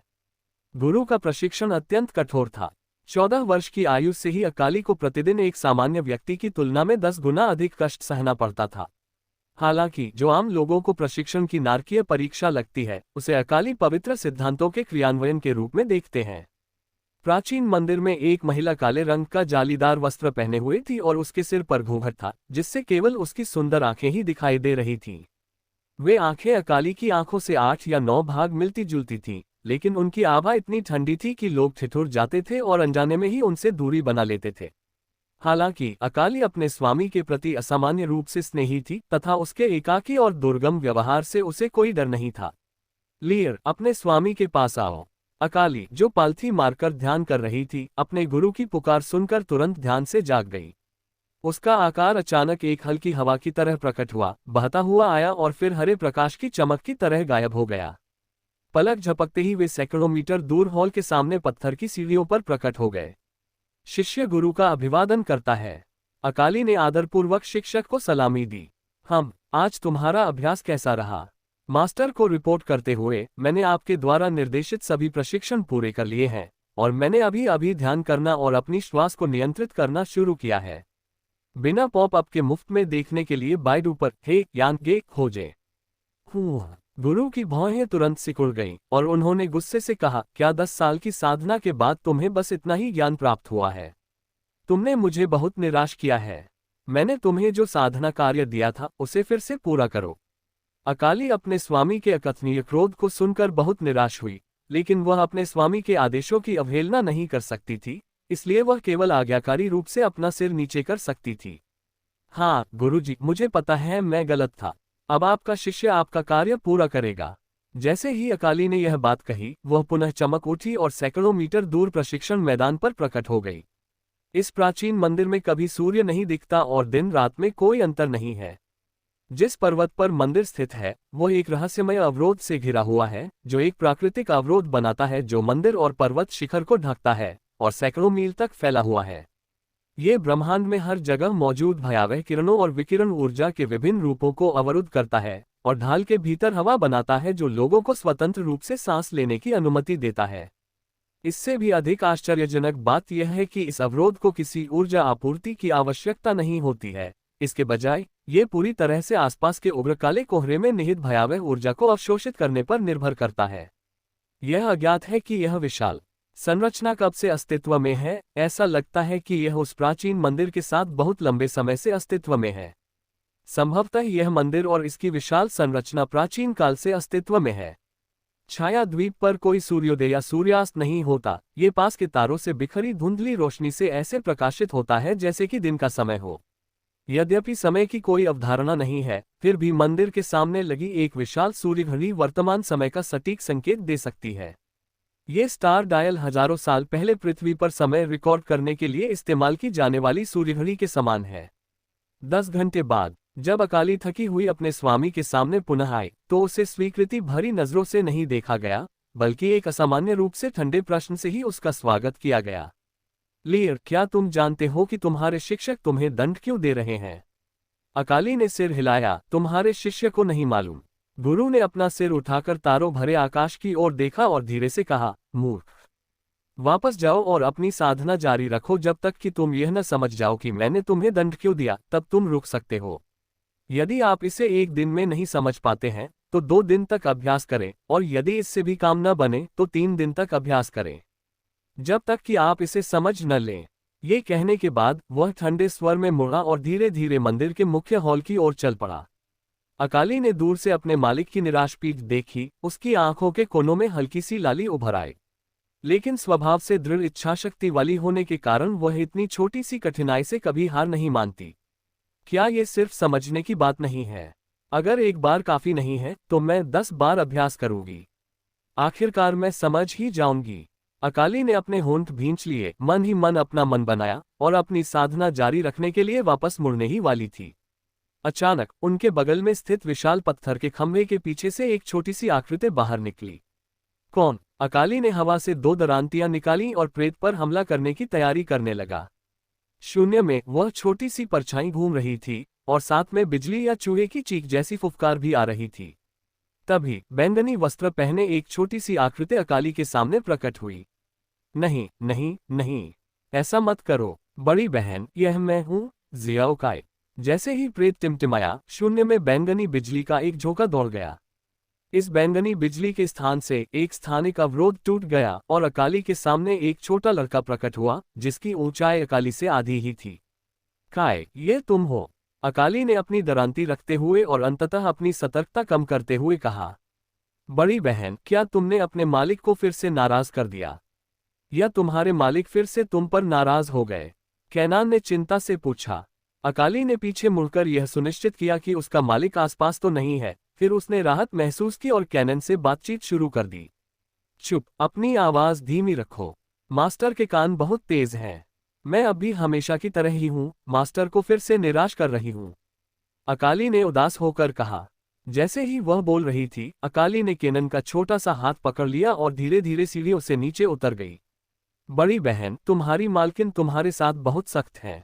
मुझे तो यहाँ तक शक है कि तुम उसकी प्रतिद्वंदी की बेटी हो, फिर वह तुम्हारे साथ इतनी कठोर कैसे हो सकती है? बड़ी बहन, तुम तो पहले से ही काफी मेहनती हो। हम तीनों में तुम में सबसे ज्यादा प्रतिभा है और तुम साधना में सबसे ज्यादा मेहनती हो, लेकिन हमेशा अपने मालिक से सबसे ज्यादा डांट तुम्हें ही मिलती है। दोनों सीढ़ियां उतरते हुए बातें करते रहे और अंतिम सीढ़ी पर पहुंचकर उनकी संक्षिप्त बातचीत समाप्त हो गई। यह अकाली के लिए हमेशा सबसे अधिक आराम और सुखद समय होता है, लेकिन जो बात उसे थोड़ी निराश करती है वही ये है कि उसका बड़ा भाई आज नहीं आया। ... मंदिर के भीतर तारों भरा आकाश अपने आप ही प्रकट हो जाता है। किसी प्रकार की जादुई प्राचीन संरचना के प्रभाव में संपूर्ण मंदिर स्थान किसी अन्य ब्रह्मांड में प्रतीत हो रहा था। इस समय अकाली का स्वामी एक लकड़ी की कुर्सी पर सीधा बैठा हुआ था। उसके सामने एक धीमी गति से बहती हुई निहारिका थी। नेबुला के सामने दो अन्य लोग थे जो उसी शैली की पुरानी रतन कुर्सियों पर बैठे थे। एलन, तुम यहाँ हो। आज तुम देर से आए हो। हम देर से आना हम महिलाओं का विशेषाधिकार है। हा बॉस, आप फिर से अपमानित हो गए। आप तीसरी जूनियर बहन के साथ मौखिक लड़ाई कभी नहीं जीत पाएंगे। चुप रहो, तुम बहुत ज्यादा बोलते हो।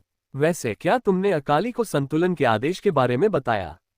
बड़े भाई ने सबसे ऊंची सीट से पूछा। अभी नहीं, मैं कुछ भी कहने से पहले थोड़ी देर और इंतजार करना चाहती हूँ, उसने कहा। उसका चेहरा प्रेमपूर्ण दयालुता से भर गया। हमारे पास अब ज्यादा समय नहीं बचा है। मैं महसूस कर सकता हूँ कि पूरे ब्रह्मांड में अंधकार की आभा और भी प्रबल होती जा रही है, मानो कोई अपरिहार्य आपदा फिर से आने वाली है। हाँ बड़े भाई, मुझे भी ऐसा ही लग रहा है। ब्रह्मांड की व्यवस्था दिन प्रतिदिन अव्यवस्थित होती जा रही है। छोटी बहन, अकाली पहले ही बहुत कुछ सह चुकी है। भविष्य में उसके लिए चीजें ज्यादा मुश्किल न बनाएं। आप दुनिया में अकेली माँ हैं जो अपने बच्चे के साथ इतनी क्रूरता कर सकती हैं।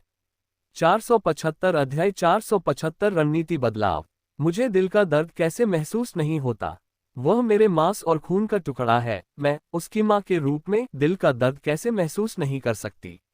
लेकिन मेरे शैडो फिस्ट के एकमात्र उत्तराधिकारी के रूप में मेरे पास कोई विकल्प नहीं था। ये सब भाग्य है। मुझे आशा है कि चुना हुआ व्यक्ति, जैसा कि हमारे पूर्वजों ने भविष्यवाणी की थी, हमें भाग्य के अभिशाप से मुक्ति दिलाएगा। तीनों चुप हो गए। नवीनतम अध्याय पढ़ने के लिए कृपया देखें हम... चमत्कार नीलामी पूरे जोरों पर है। स्टुबले द्वारा अंततः नीलामी किए जाने के बाद पहला चमत्कारी पोषण 1.08 बिलियन स्टार सिक्कों की आश्चर्यजनक कीमत पर बिका, जिसने पृथ्वी पर नीलामी में बेची गई अब तक की सबसे महंगी एकल वस्तु का रिकॉर्ड स्थापित किया और साथ ही पूरे सौर मंडल में नीलामी में किसी एकल पोषण के लिए अब तक की सबसे अधिक कीमत का रिकॉर्ड भी तोड़ दिया। यह महान कीमियागर द्वारा स्थापित 2 बिलियन के रिकॉर्ड से ज्यादा दूर नहीं है। यह मूल्य चमत्कारिक औषधि के वास्तविक मूल्य को भी दर्शाता है। जिस व्यक्ति ने ये चमत्कारी दवा खरीदी है, वह एक रहस्यमय व्यक्ति है जो गुमनाम रहना चाहता है और अपने परिवार को इससे दूर रखना चाहता है। इस छोटी सी घटना ने नीलामी में इस वस्तु की खगोलीय कीमत पर और भी अधिक रहस्य का पर्दा डाल दिया। जैसे ही पहली नीलामी समाप्त हुई और बी फेंग शुई मंच के पीछे चले गए, एक आकृति चुपचाप वहां आ पहुंची। ये वांग हाओ था, जो स्टाफ सदस्य के वेश में था। जैसे ही वांग हाओ प्रकट हुए, उन्होंने उस धोखेबाज को वश में कर लिया जो वास्तव में बी फेंग शुई का हमशक्ल था। तुम कौन हो? तुम क्या चाहते हो? धोखेबाज। बी फेंग शुई घबराहट से वांग हाओ को देख रहा था और गार्ड बुलाने ही वाला था, लेकिन तभी वांग हाओ ने अपनी छाती पर एक थर्मल पिस्तौल तान दी और धीरे से कहा, अब और चिल्लाने की जरूरत नहीं है, असली बी फेंग शुई से निपटा जा चुका है। तुम्हें धोखेबाज को नाटक करते रहने की कोई जरूरत नहीं है। दूसरा पक्ष साफ तौर पर हैरान था। इस दुनिया में शायद सिर्फ एक ही इंसान था जो जानता था कि वह भी फेंग शुई का हमशक्ल है, लेकिन मेरे सामने खड़ा यह अजनबी वास्तव में जानता था, जिसका मतलब है कि उसने जो कहा वह सच है। क्या ये हो सकता है कि श्री बी की सचमुच हत्या कर दी गई हो? ये सोचकर धोखेबाज बी फेंगशुई को पसीना आ गया। क्या आप वास्तव में क्या करना चाहते हैं? ज्यादा कुछ कहे बिना वांग हाओ ने सीधे तौर पर कठपुतली तकनीक का उपयोग करके प्रतिद्वंद्वी की आत्मा के एक हिस्से पर अपनी आत्मा की शक्ति का निशान अंकित कर दिया और फिर उसे आत्मा के बीज में परिष्कृत कर दिया। पलक झपकते ही वांग हाओ की आत्मा के स्थान में एक नया कठपुतली आत्मा बीज प्रकट हुआ। कठपुतली तकनीक द्वारा पकड़े जाने के बाद धोखेबाज बी फेंगशुई अभी भी कुछ हद तक चकित था जब उसके दिमाग में एक कठपुतली का निशान दिखाई दिया। एक बुनियादी नियम उसके अवचेतन में गहराई से समाया हुआ था, वह वांग हाओ का गुलाम था। मालिक। धोखेबाज बी फेंगशुई वांग हाओ के सामने आदरपूर्वक घुटनों के बल बैठ गया। उसकी प्रारंभिक घबराहट पूरी तरह से गायब हो गई तथा उसकी जगह वांग हाओ के प्रति गहरी समर्पण भावना आ गई। तुम्हारा नाम क्या है? तुम बी फेंगशुई के प्रतिनिधि क्यों बने? वांग हाओ ने पूछा, अपने स्वामी को रिपोर्ट करते हुए। मेरा नाम प्राउस है। मैं मूल रूप से लाइरा 4127 ग्रह पर एक दवा कंपनी में एक साधारण कर्मचारी था। 30 साल पहले संयोग से बी फेंगशुई ने मुझे खोजा था। चूंकि मैं उनसे बहुत मिलता जुलता हूं, इसलिए वे मुझे विभिन्न महत्वपूर्ण कार्यक्रमों में भाग लेने के लिए एक प्रतिनिधि के रूप में नियुक्त करते रहे हैं। वांग हाओ को अचानक एहसास हुआ कि बूढ़ा चोर 30 साल पहले सार्वजनिक रूप से दिखाई देना बंद कर चुका था और मंच पर हमेशा यह व्यक्ति खड़ा रहता था। इसमें कोई आश्चर्य नहीं कि इतने वर्षों में इसका खुलासा नहीं हुआ। आज से आप सचमुच बी फेंगशुई हैं। मैं भविष्य में भी आपके साथ निकट संपर्क में रहूंगा और जब भी मुझे आपकी आवश्यकता होगी मैं आपसे संपर्क करूंगा।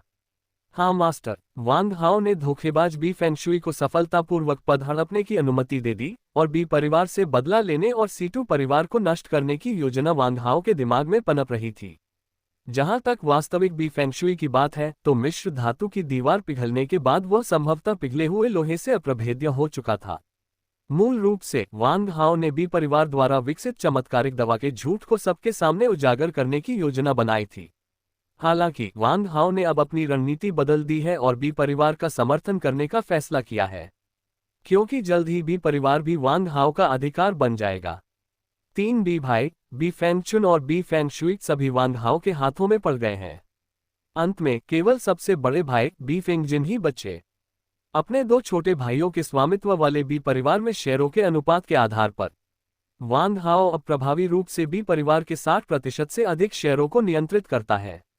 दूसरे शब्दों में, जब तक वांग हाओ सहमत है, वह किसी भी समय पूरे बी परिवार की सभी कंपनियों और परिसंपत्तियों पर नियंत्रण प्राप्त कर सकते हैं। हालांकि वांग हाओ इस समय ऐसा करने की जल्दी में नहीं थे। आखिरकार उनकी वर्तमान पहचान काफी संवेदनशील है। सेना अभी भी गुप्त रूप से उसका पीछा कर रही है, लेकिन ये ठीक इसी वजह से है कि वांग हाओ छाया में छिपे रह सकते हैं। वह उन लोगों को एक एक करके खत्म कर देगा जो गुप्त रूप से उससे लालच करते रहे हैं और उसका दमन करते रहे हैं। इस समय वांग हाओ छाया में था जबकि दुश्मन खुले में था। वांग हाओ के लिए ये स्थिति कि दुश्मन खुले में है जबकि वह अंधेर 489 अध्याय 489300 पीक रेस। वूजी का मार्ग प्राचीन काल से ही अस्तित्व में था और हो सकता है कि इसका जन्म और भी अधिक प्राचीन काल में हुआ हो। यह महज संयोग था कि मैंने एक अप्रत्याशित मुठभेड़ के दौरान वूजी तलवार संप्रदाय के खजाने को गलती से खोल दिया और वूजी दाव की विरासत प्राप्त कर ली। जू टोन पूरी तरह से स्तब्ध रह गया। मास्टर वूजी को आश्चर्य से देखता रहा, एक शब्द भी नहीं बोल पाया। नवीनतम अध्याय पढ़ने के लिए कृपया देखें साहित्य भवन। सबसे संपूर्ण और सबसे तेज अपडेट होने वाले उपन्यासों को पढ़ने के लिए कृपया पिनेट शू वैंक खोजें। वर्तमान में पूरे आकाशगंगा में केवल 72 लोग हैं जिन्होंने 3000 प्राचीन ब्रह्मांड की सबसे शक्तिशाली जातियों की विरासत प्राप्त की है। यही कारण है कि ये लोग संत बनने के योग्य हैं। और ऐसी 3000 से अधिक विरासतें हैं। आकाशगंगा के मनुष्यों के पास केवल एक विरासत है जो सबसे निचले पायदान पर है। वर्तमान में ब्रह्मांड के भीतर अन्य शक्तिशाली विदेशी जातियों के पास ऐसी विरासत है जो आकाशगंगा में हम लोगों की तुलना में कहीं अधिक शक्तिशाली और अधिक संख्या में है। इस साइट का डोमेन नाम याद रखें। सुपर स्मूथ प्लेबैक के साथ ताइवानी उपन्यास पढ़ने के लिए सर्वश्रेष्ठ है। क्या जू टोन के दिमाग ने धीरे से प्रतिक्रिया दी और उसे 2 शब्द बोलने में थोड़ा समय लगा। इसके अलावा पूरा ब्रह्मांड केवल मिल्की वे आकाशगंगा की मानव जाति का घर नहीं है। डेनो तारा प्रणाली जो मिल्की वे के ठीक बगल में है, मानव जाति की एक शाखा का भी घर है और आपकी दूसरी बड़ी बहन डेनो तारा प्रणाली से आती है। सौभाग्य से डेनो आकाशगंगा में अब लगभग 300 विरासतें हैं और कम से कम 200 लोगों को संतत्व प्राप्त हुआ है। हालांकि दोनों प्रमुख तारा प्रणालियों को मिलाकर केवल 400 विरासतें ही हैं। उन सचमुच शक्तिशाली एलियन जातियों की तुलना में मानवता बहुत कमजोर है। इसीलिए डेनो गैलेक्सी और मिल्की वे ने एक गठबंधन बनाया और पैन ह्यूमन एलायंस की स्थापना की। ज़ूटोन को अचानक एहसास हुआ कि ये रहस्य शायद आकाशगंगा में केवल कुछ चुनिंदा लोगों को ही पता होंगे जो वास्तव में मूल शक्ति को नियंत्रित करते हैं। आज टीचर मुझे ये राज क्यों बता रहे हैं? क्या इसके पीछे कोई और मकसद हो सकता है? हालांकि ज़ूटोन उलझन में था, लेकिन उसने कुछ नहीं कहा। ज़ूटोन के साथ लंबी बातचीत के बाद मास्टर वूजी ने अपने प्रिय शिष्य की साधना का व्यक्तिगत रूप से परीक्षण करने का निर्णय लिया। छोटी ज़ू, मेरे लिए वूजी तलवार तकनीक का प्रदर्शन करो ताकि मैं देख सकूं कि क्या तुमने पिछले 20 वर्षों में इसकी उपेक्षा की है। अपने शिक्षक का अनुरोध सुनकर ज़ूटोन का चेहरा तुरंत लाल हो गया। दरअसल पिछले 20 सालों से ज़ूटोन खुद से जिद्दी रहा है। वूजी तलवार तकनीक का अभ्यास जारी रखने की प्रेरणा तो उसने बहुत पहले ही खो दी थी, और इसके बजाय उसने खुद को पागल दानव मुट्ठी के अनुसंधान में समर्पित कर दिया था और मुट्ठी तकनीक में महारत और जुनून में और भी गहराई से डूबता जा रहा था। हालांकि ज़ूटोन के पास अपने मालिक के आदेश का पालन करने के अलावा कोई विकल्प नहीं था। ज़ूटोन ने एक मानक सरल फोटोन तलवार निकाली और अपनी दाहिनी हथेली से कांस्य पैटर्न वाले ब्लेड को धीरे से सहलाया। यार, 20 साल से ज्यादा हो गए जब से मैंने तुम्हें आखिरी बार छुआ था। मुझे उम्मीद है कि आज तुम ये कर पाओगे। कम से कम अपने शिक्षक को ज्यादा निराश तो मत करो। ये बेलनाकार कांसे की फोटोन तलवार, जो सिर्फ आधा फुट लंबी और टॉर्च के आकार की है, मास्टर वूजी का निजी हथियार थी जब वे युवा थे और आकाशगंगा में साहसिक यात्रा कर रहे थे। ज़ूटोन को अपना प्रिय शिष्य बनाने के बाद उन्होंने इसे आत्मरक्षा के लिए उसे दे दिया। यह कांस्य तलवार वूजी मास्टर के करीबी दोस्त हथियार मास्टर द्वारा हस्तनिर्मित थी और मूठ पर कांस्य पैटर्न हथियार मास्टर द्वारा स्ट्रोक दर स्ट्रोक हाथ से चित्रित किए गए थे। इसमें न केवल सौंदर्य और बढ़ी हुई घर्षण क्षमता का संयोजन है, बल्कि इसमें दिखने वाली विशेषताओं से कहीं अधिक है। ऐसा कहा जाता है कि इसे किसी प्राचीन रून सरणी से कॉपी किया गया था, जिसके कारण ये फोटोन तलवार प्रकाश की एक आकर्षक लाल किरण उत्सर्जित करती है। ज़ूटोन ने कांस्य मूठ पर सुरक्षा कवच खोला और फोटोन तलवार सक्रियण बटन दबाया। भिनभिना रहा है। उत्साहवर्धक ध्वनियों की एक श्रृंखला गूंज उठी और 10 फीट लंबी प्रकाश की एक विशाल लाल किरण कांस्य हैंडल के अंत से आकाश में फैल गई। हथियारों के बारे में एक कहावत है, 1 इंच लंबा 1 इंच मजबूत। ये फोटोन तलवार एक सामान्य तलवार से कहीं अधिक लंबी है। हालांकि तलवार जितनी लंबी होगी, तलवारबाज के लिए कौशल स्तर उतना ही अधिक आवश्यक होगा, क्योंकि फोटोन तलवार एक साधारण धातु तलवार से अलग है। साधारण धातु की तलवारें मूर्त होती हैं और प्रभाव पड़ने पर अवरुद्ध हो जाती हैं। फोटोन तलवार अदृश्य है और यद्यपि इसमें 10 फुट लंबी उच्च तापमान वाली फोटोन किरण होती है, फिर भी यह वस्तु को छूने पर अवरोध उत्पन्न नहीं करती है। इस कमी को दूर करने के लिए हथियार मास्टर ने इस फोटोन तलवार को तैयार किया और फोटोन बीम के किनारे पर एक अदृश्य बल क्षेत्र अवरोध रखा। यह अवरोध एक अदृश्य फोटोन तलवार के लिए सुरक्षा कवच की तरह काम करता है तथा एक साधारण धातु तलवार की तरह ही अवरोध प्रभाव पैदा करता है। इसलिए जब यह फोटोन तलवार एक साधारण धातु की तलवार पर हमला करती है, तो दोनों तलवारें अंतरिक्ष में टकराने के बाद एक दूसरे से नहीं चूकेंगी। इसके बजाय वे 2 असली धातु की तलवारों की तरह होंगे, जो एक दूसरे के आमने सामने होंगे और उनके ब्लेड आपस में मिलेंगे। हालांकि फोटोन तलवार के फोटोन बीम का तापमान बहुत अधिक होता है और साधारण धातुएं इसकी भयानक उच्च तापमान काटने की शक्ति का सामना नहीं कर सकती हैं। विशेष सामग्रियों से बनी तलवारों और उच्च श्रेणी की सामग्रियों से बनी धातु की तलवारों को छोड़कर लगभग सभी साधारण धातु की तलवारें और फोटोन तलवारें एक साथ काटे जाने पर 2 टुकड़ों में टूट जाएंगी। हालांकि यदि प्रतिद्वंद्वी के पास बल क्षेत्र अवरोधक के साथ एक फोटोन तलवार भी है, तो यह एक अपवाद है। आज संघीय सेना ने बड़े पैमाने पर इसी तरह की फोटोन तलवारें तैनात की हैं। बेशक आज की तकनीक के साथ सरल बल क्षेत्र रून्स जोड़ना बहुत आसान काम है, इसलिए बाजार में उपलब्ध अधिकांश फोटोन तलवारें बल क्षेत्र रूनों के साथ आती हैं। हालांकि ज़ूटोन के हाथ में जो फोटोन तलवार है, वह 60 साल पहले बनी थी। उस समय केवल एक ही शस्त्र गुरु इतनी उत्कृष्ट रून तकनीक हासिल कर सकता था। गुरुजी, मैं शुरू करने वाला हूँ। ज़ूटोन ने इस पुराने दोस्त की सावधानीपूर्वक जांच की, जिसे उसने 20 वर्षों से छुआ तक नहीं था। फिर मास्टर वूजी के संकेत पर जू टोंग ने वूजी तलवार तकनीक के शुरुआती रुख के अनुसार अपनी लंबी तलवार चलाना शुरू कर दिया। क्योंकि यह फोटोन तलवार 10 फीट से अधिक लंबी है, जो कि एक साधारण तलवार की लंबाई से लगभग दोगुनी है, इसलिए स्वाभाविक रूप से वूजी तलवार तकनीक का उपयोग करना अधिक कठिन है।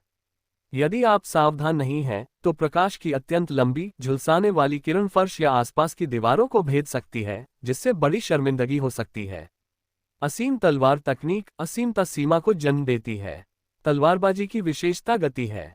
उनमें से तलवार छाया प्रहार चाल गति को अपनी सीमा तक धकेलती है। यही वह कौशल था जिसने जू टोन को उस समय प्रसिद्ध बनाया था। कुछ प्रभावशाली तलवार चालें दिखाने के बाद जू टोन ने तुरंत तलवार छाया हमला शुरू कर दिया। Swish swish swish. फोटोन तलवार मूलतः बिना किसी वायु प्रतिरोध के हवा को काटती है, लेकिन मानव भुजा और शरीर हवा में प्रतिरोध पैदा कर देते हैं, जिससे ध्वनि उत्पन्न होती है। इस समय जू टोंग अचानक एक काली छाया में बदल गया, एक प्रेत की तरह गुप्त कमरे में बाएं और दाएं, ऊपर और नीचे घूम रहा था। पूरे गुप्त कक्ष के अंदर केवल लाल प्रकाश की एक किरण ही दिखाई दे रही थी, जो हवा में कुछ छवियां छोड़ रही थी, जो जीवंत और चमकदार फूलों जैसी लग रही थी। हालांकि जू टोंग पूरी तरह से धुंधले स्थान में गायब हो गया और उसका शरीर बिल्कुल भी दिखाई नहीं दे रहा था। जू टोंग ने तलवार की छाया के हमले को उसकी सीमा तक धकेलते हुए अपना सर्वश्रेष्ठ प्रयास किया था। हालांकि मैंने 20 साल से अधिक समय से तलवारबाजी का अभ्यास नहीं किया है। हालांकि जू टोंग ने बिना किसी ढिलाई के हर दिन तलवार के वार का अभ्यास किया। मैं डेमन फिस्ट इतनी शक्ति क्यों प्रदर्शित कर सकता है, इसका कारण यह है कि इसका फुटवर्क सबसे महत्वपूर्ण कारक है। मैडमैन फिस्ट में फुटवर्क का विकास स्वयं जू टोंग ने किया था, जो स्वॉर्ड शैडो असॉल्ट की फुटवर्क तकनीकों पर आधारित था। 10 मिनट बाद जू टोंग रुक गया और फोटोन तलवार निष्क्रिय हो गई और उसकी कमर पर वापस आ गई। 490 अध्याय 490 आपदा आसन है। जू टोंग ने वूजी तलवार तकनीक का एक सेट अभ्यास पूरा कर लिया। मास्टर वूजी ने कोई टिप्पणी करने में जल्दबाजी नहीं की, बल्कि जू टोंग से एक पूरी तरह से असंबंधित प्रश्न पूछा। जियो जू, क्या आपको लगता है कि इस दुनिया में मुर्गी पहले आई या अंडा? जू टोंग थोड़ा उलझन में पड़ गया। हालांकि उसे आश्चर्य हुआ कि टीचर ऐसा सवाल क्यों पूछ रही है, फिर भी उसने ईमानदारी से जवाब दिया, क्या मुर्गे को पहले नहीं आना चाहिए था? मास्टर वूजी ने अपना सिर हिलाया। क्या यह हो सकता है कि अंडा पहले आया? जू टोंग काफी हैरान था। सच कहें तो यह एक ऐसा प्रश्न है जिस पर मानवता हजारों वर्षों से चर्चा करती आ रही है, और यह बहस आज भी जारी है। मास्टर वूजी ने धीरे से कहा, मुर्गी पहले आई या अंडा, ये वह असली सवाल नहीं है जो मैं तुमसे पूछना चाहता हूँ। वास्तव में ये सवाल ही एक विरोधाभास है और परिणाम के बारे में बहस करना व्यर्थ है। मैं तुम्हें ये बताना चाहता हूँ कि तुम मेरे वूजी दावपद को विरासत में लेने के लिए तैयार हो या नहीं, यह अब महत्वपूर्ण नहीं है। इस बिंदु पर मास्टर वूजी ने कुछ गंभीर भाव से जू टोंग की ओर देखा। आपने बस एक बार वूजी तलवार तकनीक का अभ्यास किया है और मैं कोई टिप्पणी नहीं करना चाहता। मैं बस आपको बताना चाहता हूँ, अपने दिल पर अड़े रहो। यदि आप वास्तव में मेरे वूजी मार्ग को विरासत में नहीं लेना चाहते हैं, तो मैं आपको मजबूर नहीं करूंगा। मास्टर वूजी ने अभी अभी जू टोंग के तलवार अभ्यास से सब कुछ देख लिया है। कोई व्यक्ति चाहे कितना भी वाक्पटु क्यों न हो, उसका हृदय कभी धोखा नहीं देगा। अभी अभी जू टोंग के तलवार अभ्यास के दौरान मास्टर वूजी ने जू टोंग की तलवार शैली में जू टोंग का सच्चा दिल देखा। यद्यपि जू टोंग की तलवारबाजी भयंकर प्रतीत होती है और उसकी गति और कौशल 20 साल पहले की तुलना में कम नहीं है, और यहाँ तक कि थोड़ा सुधार भी हुआ है, फिर भी इसमें असहायता और चिंता का एक संकेत छिपा हुआ है। दुर्भाग्य से जू टोंग को तलवारबाजी का अभ्यास करना पसंद नहीं था। उसकी छिपी हुई चिंता ये थी कि वह अपने गुरु के आदेशों की अवहेलना नहीं कर सकता था और उसे अपना सर्वश्रेष्ठ देना था, लेकिन वह ऐसी गलतियां करने से भी डरता था जिनके लिए उसे गुरु वूजी की डांट खानी पड़ती।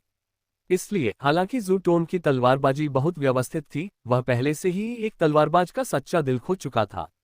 एक व्यक्ति जिसने केंडो में रुचि और आत्मविश्वास खो दिया है, वह कभी भी केंडो मास्टर नहीं बन पाएगा यदि उसे अभ्यास जारी रखने के लिए मजबूर किया जाए। यही तो उनका मतलब है कि जबरन बनाया गया रिश्ता मधुर नहीं होगा। अब जू टोंग ने तलवार का रास्ता छोड़ दिया है और मुट्ठी के रास्ते पर चल पड़ा है। हालांकि ऐसा परिवर्तन निस्संदेह मास्टर वूजी के लिए एक बहुत बड़ा झटका था। अगर कोई साधारण तलवारबाज होता, तो जब उसे पता चलता कि उसके सबसे मूल्यवान शिष्य को तलवारबाजी पसंद नहीं है, तो वह क्रोधित हो जाता।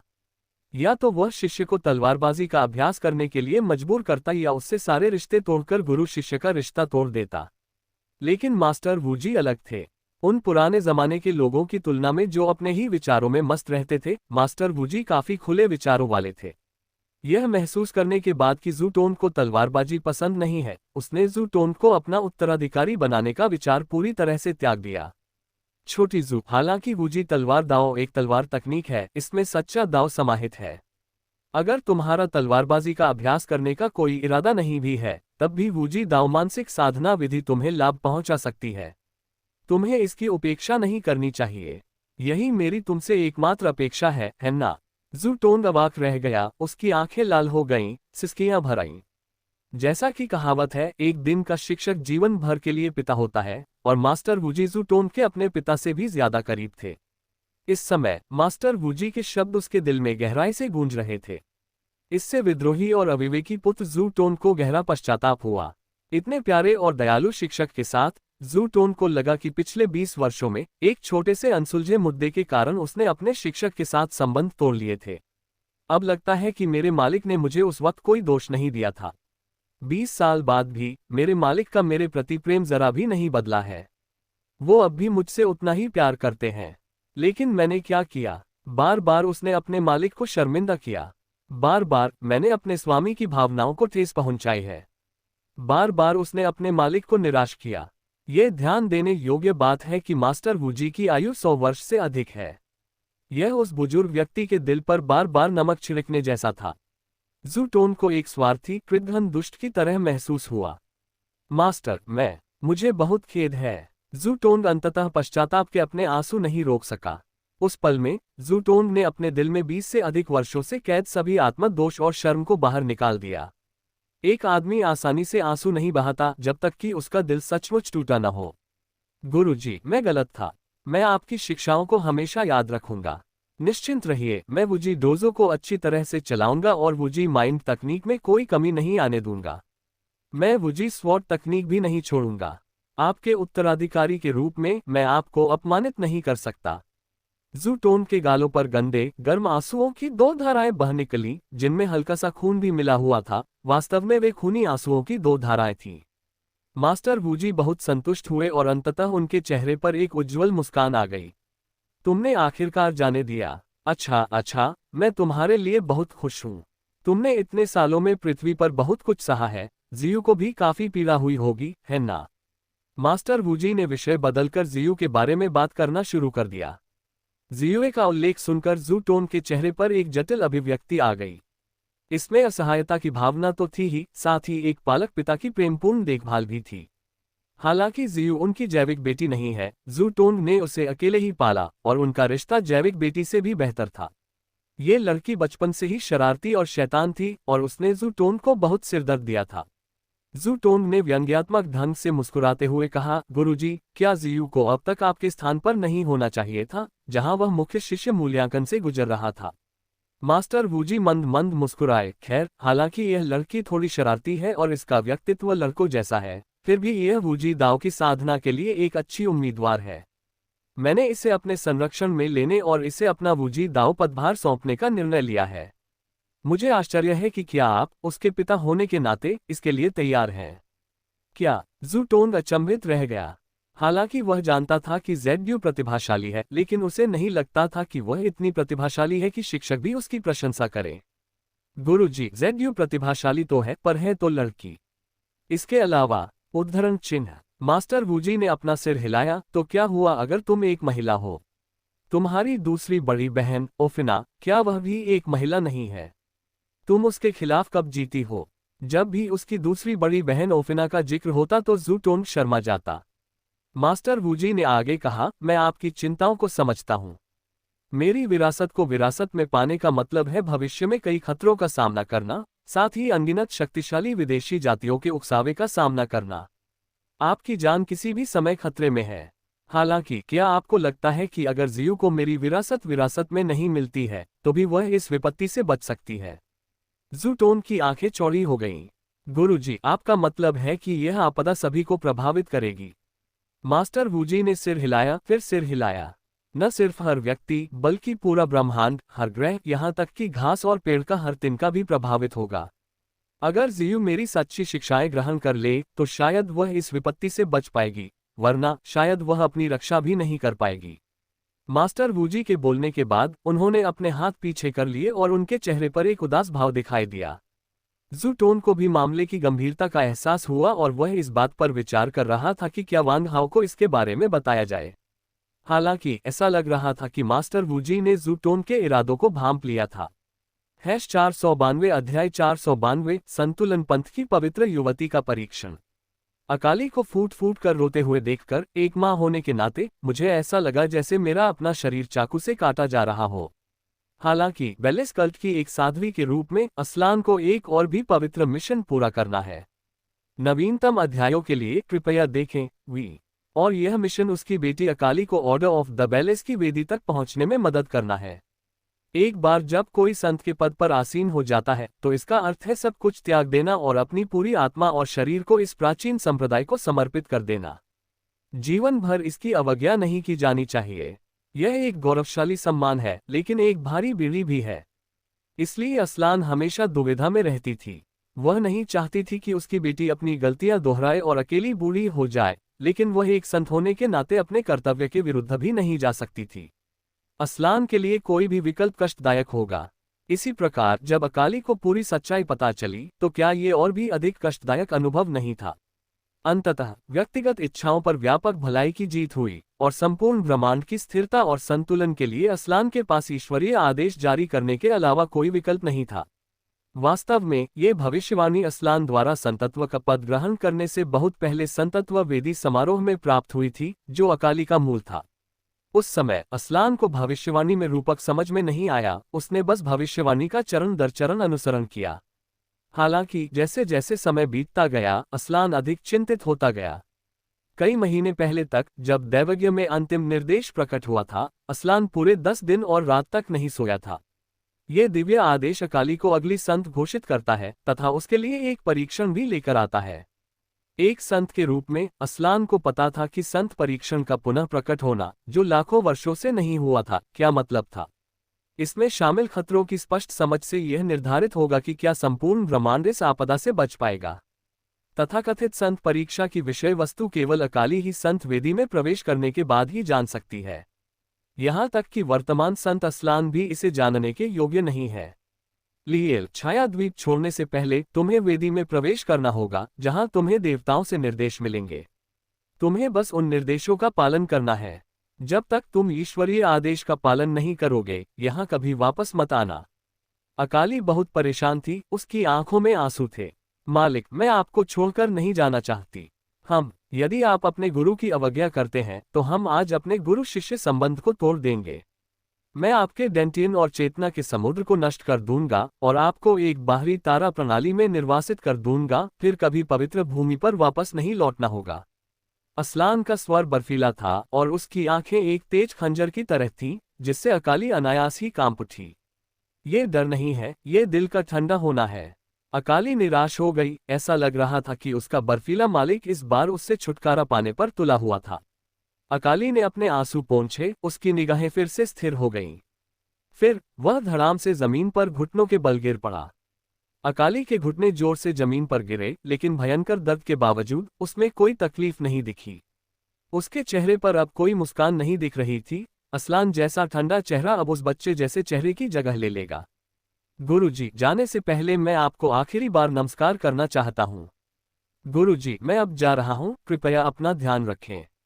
ये कहने के बाद अकाली अपनी आंखों में एक ठंडी नजर लिए खड़ी हो गई और कदम दर कदम वेदी की ओर चल पड़ी। उसका चेहरा पूरी तरह से भावहीन था। उसकी अभिव्यक्ति इतनी ठंडी थी कि जब असलान ने उसे देखा तो उसे अचानक ऐसा लगा जैसे उसके दिल पर किसी भारी हथौड़े से जोरदार प्रहार किया गया हो। अपनी बेटी के परिचित ठंडे चेहरे को देखकर असलान का दिल खून से लथपथ हो गया। वह जो घटित होना नहीं चाहती थी, वह घटित हो गया। अभी वह बहुत उत्सुकता से चाहती थी कि उसकी बेटी दूसरा विकल्प चुने। एक साधारण महिला बनना, जीवन भर प्यार करने के लिए एक पुरुष को पाना और साथ में एक सरल और शांतिपूर्ण जीवन जीना। लेकिन बहुत देर हो चुकी है। अकाली धीरे धीरे वेदी में चला गया।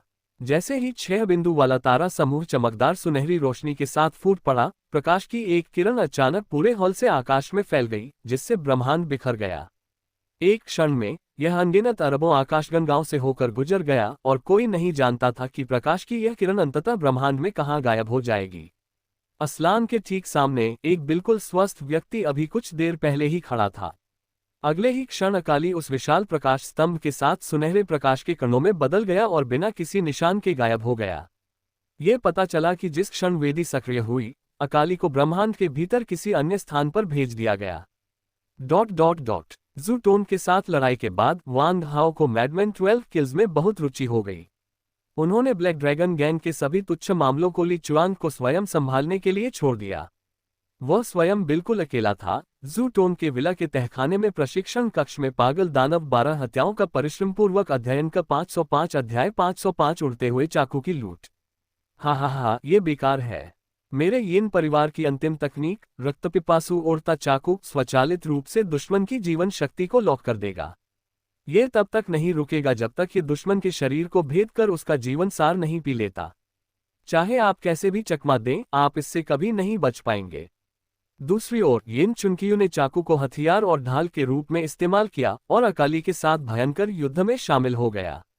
वह 1 के विरुद्ध 2 से लड़ रहा था और उसे थोड़ी बढ़त भी मिली हुई थी। अकाली में स्थानिक रक्तरेखा और चमत्कारी तकनीकें दोनों हैं, जो उसकी गतिविधियों को अप्रत्याशित और मायावी बनाती हैं। 100 कदम की दूरी पर वह एक भूत की तरह दिखाई देती है, बिना किसी निशान के आती जाती रहती है। उसकी 2 क्रॉस आकार की दरांतियां लगातार अंतरिक्ष में चमकती रहती हैं और आश्चर्यजनक रूप से ठंडी रोशनी बिखेरती रहती हैं। हालांकि युद्ध का अनुभव कम ही लगता था, लेकिन उसकी शानदार तलवारबाजी और मायावी, अप्रत्याशित टेलीपोर्टेशन तकनीकों ने उसे यिन चुनकियू से कुछ समय तक लड़ते रहने में मदद की। नवीनतम अध्यायों के लिए कृपया देखें। धीरे धीरे यिन चुनकियू के माथे पर पसीने की बूंदें दिखाई देने लगीं। मुझे उम्मीद नहीं थी कि इस नकाबपोश लड़की की तलवारबाजी इतनी जबरदस्त होगी। अगर मैंने बचाव के लिए अपनी पूरी ताकत न लगाई होती, तो शायद उस क्रॉस के आकार की दरांती ने मेरा गला काट दिया होता। उसकी तलवारबाजी वाकई जबरदस्त है, उसका हर वार एक जानलेवा वार है। यह अविश्वसनीय रूप से चालाक है। यिन चुनकियू को धीरे धीरे तालमेल बिठाना मुश्किल हो रहा था और अकाली उसे काफी अस्त व्यस्त दिखा रही थी। वह अभी तक घमंडी बातें कर रहा था, लेकिन अब वह थककर बिना सिर वाले मुर्गे की तरह इधर उधर भाग रहा था। धीरे धीरे यिन चुनकियू को एहसास हुआ कि वह इस नकाबपोश लड़की को संभाल भी नहीं सकता। इसके अलावा जैसे जैसे वह अपनी चालों में निपुण होती गई, नकाबपोश लड़की की तलवारबाजी भी तेज होती गई। इस बीच जोंक की तरह खून के प्यासे चाकुओं से उलझने के बाद वांग हाओ को एक बचाव का रास्ता मिल गया। यानी ये फेंकने वाले चाकू पूरी तरह से यिन चुनकियू के नियंत्रण में नहीं है। ऐसा लगता है कि हर 3 फेंकने वाले चाकू मिलकर एक समूह बनाते हैं और उनमें से एक मां चाकू का काम करता है, जिसे यिन चुनकियू अपने रक्तसार से परिष्कृत करता है। अन्य 2 फेंकने वाले चाकू मूल फेंकने वाले चाकू का अनुसरण करते हैं, जिससे मानसिक ऊर्जा की खपत बहुत कम हो जाती है तथा फेंके जा सकने वाले चाकुओं की संख्या दोगुनी हो जाती है। हालांकि रक्तसार से परिष्कृत किए गए हथियार जरूरी नहीं कि अटूट हों। वांग हाओ की स्मृति में हथियारों में रक्तसार फोजिंग तकनीक को तोड़ने के हजारों तरीके थे। वांग हाओ के अंतर्ज्ञान के आधार पर इन फेंकने वाले चाकुओं की परिष्कृत तकनीकें बहुत कच्ची थीं, इसलिए फेंकने वाले चाकुओं का प्रक्षेपवक्र सही और सुसंगत नहीं था और उन्हें अपने अंगों की तरह नियंत्रित करना आसान नहीं लगता था। विशेष रूप से जब यिन चुनकियू को अकाली द्वारा अपनी पूरी ताकत से बचाव करने के लिए मजबूर किया गया, तो इन फेंकने वाले चाकुओं का नियंत्रण कुछ हद तक कठोर लग रहा था। वांग हाओ ने अवसर का लाभ उठाया और आत्मा काली ज्वाला सर्प को बुलाया। वांग हाओ के नियंत्रण में ब्लैक फ्लेम सर्प तेजी से बढ़ा, तुरंत ही सैकड़ों फीट आकार तक पहुंच गया और फिर वांग हाओ को बचाने के लिए उसे पूरा निगल गया। वांग हाओ के 100 फीट के भीतर का क्षेत्र पूरी तरह से एक विशाल काले आग के गोले में तब्दील हो गया था। चांदी के चाकू काले आग के गोले में प्रवेश करते ही तुरंत लाल हो गए। फिर वांग हाओ ने रक्त छोड़ने के लिए अपनी कलाई काट ली और वरिष्ठ मोडी की यादों से रक्तसार शोधन विधि का उपयोग करके गुप्त तकनीक का प्रदर्शन करना शुरू कर दिया। उसने अपना परिष्कृत सार रक्त उड़ते हुए चाकुओं में डाला जो काली लपटों में लाल गर्म हो गए थे। वांग हाओ के हाथ की गति बहुत तेज थी। पलक झपकते ही उसने 3-4 बूंदें शुद्ध रक्त की अलग कर दी। काली लपटों के अत्यधिक उच्च तापमान के कारण उड़ते हुए चाकू के अंदर का सार रक्त धीरे धीरे इस उच्च तापमान के तहत परिष्कृत होने के संकेत दिखाता था। इन फेंकने वाले चाकुओं में केवल कुछ प्रारंभिक सुधार किया गया था। सार रक्त चाकुओं के साथ पूरी तरह से मिश्रित नहीं हुआ था, इसलिए वे काली लपटों से जलने के बाद शीघ्र ही वाष्पित हो गए। फिर वांग हाओ के अपने रक्तसार को टपकाने के बाद रक्तसार शोधन पूरा हो गया। अचानक इनमें से प्रत्येक चाकू से चमकदार लाल रोशनी निकली। उसी समय वांग हाओ ने कुशलतापूर्वक कुछ कीमती खनिज पाउडर और शून्य जर्ग कारपेस पाउडर को लाल गर्म फेंकने वाले चाकू के खाली हिस्से में जोड़ा। एक सरल शोधन प्रक्रिया के बाद फेंकने वाले चाकू की गुणवत्ता में सुधार हुआ और मूल फेंकने वाले चाकू से हटाई नहीं गई सभी अशुद्धियां भी साफ हो गईं। इससे फेंकने वाले चाकू, जो मूल रूप से केवल 7 सितारा स्तर के थे, कम से कम 8 सितारा स्तर के हो जाते हैं। ये न केवल छोटे होते हैं बल्कि मानसिक शक्ति का उपयोग करके नियंत्रित करने में भी अधिक लचीले होते हैं। अपनी तारों भरी आकाश तकनीक को निखारने में आधे साल के बाद वांग हाओ की मानसिक शक्ति असाधारण रूप से शक्तिशाली हो गई थी। उसे केवल एक साधारण परीक्षण की आवश्यकता थी। फिर उसने कुशलतापूर्वक सभी 30 चाकुओं पर पूर्ण नियंत्रण कर लिया। जिस क्षण चाकू काली लपटों में प्रवेश किया और अंततः उसे पुनः गढ़ा गया तथा वांग हाओ द्वारा उपयोग किया गया, केवल 3 मिनट ही बीते थे। इस अवधि के दौरान यिन चुनकियू और अकाली के बीच भयंकर लड़ाई हुई तथा उनकी स्थितियां और अधिक दूर होती गईं। वे अब दर्जनों किलोमीटर दूर हैं, इन फेंकने वाले चाकुओं की नियंत्रण सीमा से बहुत दूर। इसलिए यिन चुनकियू को समय पर इन फेंकने वाले चाकुओं के खो जाने का पता नहीं चला। जब वांग हाओ 30 काले चाकू लेकर एक बार फिर यिन चुनकियू की ओर बढ़ा, यिन चुनकियू को तब एहसास हुआ कि कुछ गड़बड़ है। फिर उसने वांग हाओ को घूरा और गरजा, तुम छोटे जानवर, तुमने मेरे फेंकने वाले चाकुओं के साथ क्या किया? मैं उन्हें महसूस क्यों नहीं कर सकता? रक्तसार से परिष्कृत होने के बाद वे चांदी के फेंकने वाले चाकू व्यक्ति के मन से जुड़ जाते हैं और एक निश्चित सीमा के भीतर व्यक्ति की आध्यात्मिक शक्ति द्वारा आसानी से महसूस किए जा सकते हैं। अब यिन चुनकियू को अचानक पता चलता है कि उसके पास से 30 चाकू गायब हैं। वांग हाओ ने ठंडी आवाज में कहा, तुम्हारे फेंकने वाले चाकू बहुत ही बेकार बने हैं, सामग्री की पूरी बर्बादी। ये काले फेंकने वाले चाकू मैंने तुम्हारे चाकू से ही बनाए हैं और ये ग्रेड और शक्ति दोनों में बेहतर हैं। लेकिन माफ करना, तुम्हारे फेंकने वाले चाकू अब मेरे हैं। जैसे ही वांग हाओ बोल रहे थे, उन्होंने एक उंगली उठाई और यिन जियान की ओर इशारा किया। उसी समय उसकी मानसिक ऊर्जा 30 धाराओं में विभाजित हो गई, जिनमें से प्रत्येक ने एक अलग चाकू को नियंत्रित किया, जिसने अलग अलग दिशाओं में यिन चुनकियू पर हमला किया। वांग हाओ को पता चला कि अनजाने में ही उसकी मानसिक शक्ति बहुत अधिक प्रबल हो गई थी। वह बिना किसी तनाव के एक ही समय में 30 चाकुओं को नियंत्रित कर सकता था। वांग हाओ को यह उम्मीद नहीं थी कि सितारों की शक्ति से शुद्ध होने के बाद उड़ने वाले चाकुओं को नियंत्रित करना मानसिक ऊर्जा का एक बड़ा जाल स्थापित करने की तुलना में बहुत आसान था।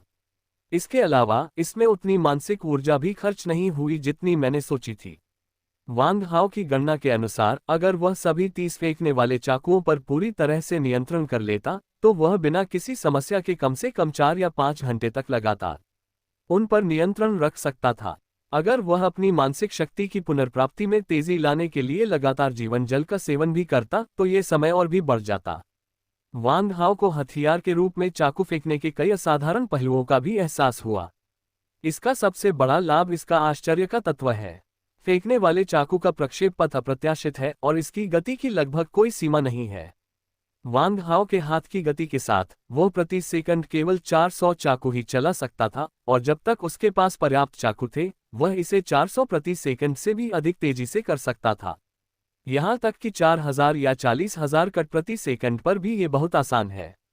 पर्याप्त मानसिक शक्ति के साथ प्रति सेकंड $1 मिलियन तक पहुंचना भी संभव है।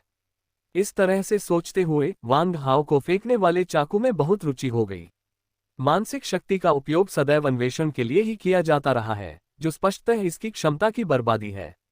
हालांकि प्राचीन तकनीकें मानसिक ऊर्जा का उपयोग करके की जा सकती थीं, लेकिन वे तकनीकें बहुत पहले ही लुप्त हो चुकी हैं। न केवल उन्हें साधना कठिन है, बल्कि वे बहुत अधिक मानसिक ऊर्जा भी खर्च करती है और उन्हें सही मायने में समझने के लिए अत्यधिक गहन समझ की आवश्यकता होती है। लेकिन इस तरह का फेंकने वाला चाकू एक बहुत अच्छा विकल्प है, सरल एवं सीधा। जब यिन चुनकियू ने वांग हाओ के चारों ओर 30 काले चाकुओं को देखा तो उसकी आंखें आश्चर्य से चौड़ी हो गईं। उसे और भी अधिक क्रोध इस बात से आया कि 30 चाकू अचानक अंतरिक्ष को चीरते हुए उस पर टूट पड़े। वह गति उसके अपने फेंकने वाले चाकू से भी अधिक तेज थी और उसका कोण और प्रक्षेप पथ अविश्वसनीय रूप से मुश्किल था। वैक्स 6506 अध्याय 506 perfect killer arctic silver wolf. एक क्षण में यिन चुनकियू को ठंडा पसीना आ गया। मुझे उम्मीद नहीं थी कि ये दोनों युवा इतने डरावने होंगे। लगता है मैं सचमुच बूढ़ा हो रहा हूँ। यिन चुनकियू के हृदय में पश्चाताप की पीड़ा उठी। हालांकि अपने पोते और वांग हाओ के बीच झगड़े और अभी अभी अपने स्वयं के लहजे को देखते हुए यिन चुनकियू दुविधा में था। अब एकमात्र विकल्प यही है कि या तो वांग हाओ को मार दिया जाए या भाग जाया जाए। यिन चुनकियू ने बिना किसी हिचकिचाहट के पूर्व को चुना। जैसे ही वांग हाओ के चाकू यिन चुनकियू को मारने वाले थे, ये चाकू अत्यंत कठिन कोनों पर फेंके गए थे, जिससे उसके शरीर के सभी महत्वपूर्ण बिंदु और धमनियां लगभग बंद हो गई थीं। यिन चुनकियू ने दहाड़ते हुए कहा, उसे किसी प्रकार का कोई डर नहीं था। उसके चारों ओर उड़ते हुए चाकुओं ने तुरंत ही एक रक्षात्मक कवच बना लिया जिसने उसके पूरे शरीर को उसके मानसिक नियंत्रण में घेर लिया। डिंग डिंग। वांग हाओ द्वारा पुनः गढ़े जाने के बाद काले फेंकने वाले चाकुओं की गुणवत्ता में काफी सुधार हुआ। चांदी के फेंकने वाले चाकू से बनी ढाल पर ब्लेड की नोक लगने के बाद कोई प्रतिरोध नहीं हुआ। जैसे गरम चाकू मक्खन को चीरता है, वैसे ही उसने आसानी से रक्षा कवच को भेद दिया। 30 काले चाकुओं ने चतुराई से 400 से अधिक चांदी के चाकुओं से बनी रक्षात्मक ढाल को भेद दिया। क्या ये कैसे संभव है? यिन चुनकियू बहुत चिंतित था और उसने जल्दी से उस काले उड़ते हुए चाकू को चकमा दे दिया जो उस पर हमला कर रहा था। मौके का फायदा उठाते हुए वांग हाओ बिजली की गति से आगे बढ़ा और 3 झटकों में यिन चुनकियू के पास पहुंच गया। अध्याय का शीर्षक हे शी यान she gay Jui Shin upload कर दिया गया है। उसी समय अकाली ने यिन चुनकियू के पीछे टेलीपोर्ट किया और 2 चमचमाती चांदी की दराती चुपचाप अंतरिक्ष को चीरती हुई सीधे यिन चुनकियू की पीठ पर वार किया। अकाली, पीछे हटो, मैं इस बूढ़े बदमाश को संभाल सकता हूँ। वांग हाओ ने अपनी आवाज अकाली तक पहुंचाई। अकाली ने मूल रूप से स्थिति का लाभ उठाकर चुपके से हमला करने और यिन चुनकियू के दिल में छुरा घोंपने की योजना बनाई थी। हालांकि वांग हाओ की दलील सुनने के बाद उनके पास हार मानने के अलावा कोई विकल्प नहीं था। ठीक है, तो सावधान, मैं तुम्हारे माता पिता की रक्षा करूंगा। ऐसा कहने के बाद उन्होंने पुनः टेलीपोर्टेशन का उपयोग किया और विला के प्रवेश द्वार पर वापस चले गए, जहां वे वांग हाओ के माता पिता के साथ रहे। यिन चुनकियू ने नकाबपोश महिला को जाते हुए देखा और तुरंत राहत की सांस ली। हालांकि सांस लेने में लगने वाले थोड़े समय में ही उसके शरीर पर 1 दर्जन से अधिक काले चाकुओं से वार किया गया। यद्यपि यिन चुनकियू ने चकमा देने की पूरी कोशिश की और उड़ते हुए चाकुओं से बचने के लिए अपने सभी कौशल का इस्तेमाल किया, फिर भी उसके शरीर पर 10 से अधिक घाव थे। कितने तेज चाकू फेंके जा सकते हैं? कितना शक्तिशाली मानसिक नियंत्रण! इतनी अच्छी तरह से एक साथ कई काम करने की क्षमता, और प्रत्येक चाकू अपनी स्वतंत्र उड़ान पथ बना सकता है। यिन चुनकियू को पसीना आ गया। यह उसके जीवन में पहली बार था जब उसने इतने दुर्जय जूनियर का सामना किया था। हालांकि इससे पहले कि यिन चुनकियू अपनी सांस भी संभाल पाता, तभी उन्होंने देखा कि वांग हाओ, जो एक असली अजगर में बदल गया था, उनके सामने अचानक बड़ा हो गया। 10 मीटर से भी ज्यादा लंबी एक मोटी अजगर की पूंछ यिन चुनकियू की छाती पर सुनहरी बिजली की तरह लगी। क्या यिन चुनकियू को आश्चर्य से चिल्लाने का ही समय मिला, उसके बाद तो उसे बचने का भी मौका नहीं मिला। हवा में वांग हाओ की गति बहुत तेज थी। ऐसा लग रहा था मानो उड़ता हुआ चाकू अभी अभी उसके शरीर से टकराया हो और वह एक पल के लिए स्तब्ध रह गया था। तभी वांग हाओ उसके सामने प्रकट हुआ। फिर पानी की बाल्टी जितनी मोटी ड्रैगन की पूंछ ने यिन चुनकियू की छाती पर 10,000 टन वजन वाले विशाल हथौड़े की तरह प्रहार किया। धमाका टिल्ड। एक जोरदार धमाके के साथ, हड्डियों के टूटने की आवाज के साथ, यिन चुनकियू को तोप के गोले की तरह उड़ा दिया गया। वह व्यक्ति 800 मीटर प्रति सेकंड की गति से हवा में तेजी से पीछे की ओर उड़ रहा था। 10 किलोमीटर से अधिक पीछे की ओर उड़ने के बाद शरीर दूरी पर एक परित्यक्त इमारत की ओर तिरछा होकर गिरा। Bang tilde bang tilde bang. 10 से अधिक बार टकराने के बाद यिन चुनकियू का शरीर 50 मंजिला परित्यक्त इमारत में भार वहन करने वाले स्तंभों की एक पंक्ति में घुस गया और पूरी इमारत एक गर्जना के साथ ढहने लगी। गड़गड़ाहट। पलक झपकते ही सब कुछ खंडहर में तब्दील हो गया। वांग हाओ के शक्तिशाली ड्रैगन टेल व्हिप हमले से यिन परिवार के मुखिया को इमारत के मलबे के नीचे दफना दिया गया, जिससे हर जगह धूल फैल गई। वांग हाओ के ड्रैगन टेल व्हिप हमले में अभी गति, शक्ति और कौशल का संयोजन था, और इसकी ताकत 5 ड्रैगन से कम नहीं थी, जिसमें कम से कम 500 मिलियन जिन की ताकत थी। ये लगभग 250,000 टन बल है। ऐसी भयावह शक्ति पृथ्वी पर गिरने वाले एक छोटे उल्कापिंड के बल से भी अधिक भयावह है। यदि किसी साधारण 8 सितारा विशेषज्ञ की छाती पर ऐसा प्रहार किया जाता तो वह निश्चित रूप से तुरंत मर जाता, मृत से भी अधिक मृत। यद्यपि येन चुनकियू बूढ़ा दिखाई देता था, फिर भी उसने इस भयावह प्रहार को सहन कर लिया। 3 सेकंड बाद एक जानवर जैसी दहाड़ गूंजी। ढही हुई ऊंची इमारत के नवनिर्मित खंडहरों से एक जानवर की तरह की गर्जना गूंज रही थी। धुएं और धूल के आवरण के नीचे एक जोड़ी डरावनी हरी आंखें एक ठंडी हरी रोशनी बिखेर रही थी। फिर जब धूल जम गई तो चांदी के फर, मानव सिर और भेड़िए के शरीर वाला एक वेयरवुल्फ योद्धा खंडहर से बाहर निकला। ये चांदी सफेद वेयरवुल्फ योद्धा कोई और नहीं बल्कि आनुवंशिक परिवर्तन से गुजरने के बाद येन परिवार का मुखिया येन चुनकियू था। युवावस्था में उन्होंने गुप्त सैन्य कार्यक्रमों के पहले बैच में भाग लिया, जिससे उन्हें आर्कटिक सिल्वर वुल्फ में रूपांतरित होने की क्षमता प्राप्त हुई। ये कहना जरूरी है कि येन चुनकियू असाधारण रूप से प्रतिभाशाली था। बचपन से ही मार्शल आर्ट के प्रशिक्षण के साथ वह आम लोगों से भी ज्यादा शक्तिशाली था। युद्ध के मैदान में 7 साल की नारकीय जिंदगी झेलने के बाद, युद्ध के मैदान में एक बड़ी उपलब्धि हासिल करने के बाद उसे सेना से मुक्त किया जा सका। इसके बाद उन्होंने आकाशगंगा में भ्रमण किया और अपना जीवन येन परिवार की वंशावली को पुनर्जीवित करने के लिए समर्पित कर दिया। शायद येन परिवार के अद्वितीय जीन के कारण जानवरों को रूपांतरित करने वाली जीन बढ़ाने वाली दवाओं के पहले बैच ने उनकी मानवता को पूरी तरह से नहीं छीना और उन्हें जंगली जानवरों में नहीं बदला।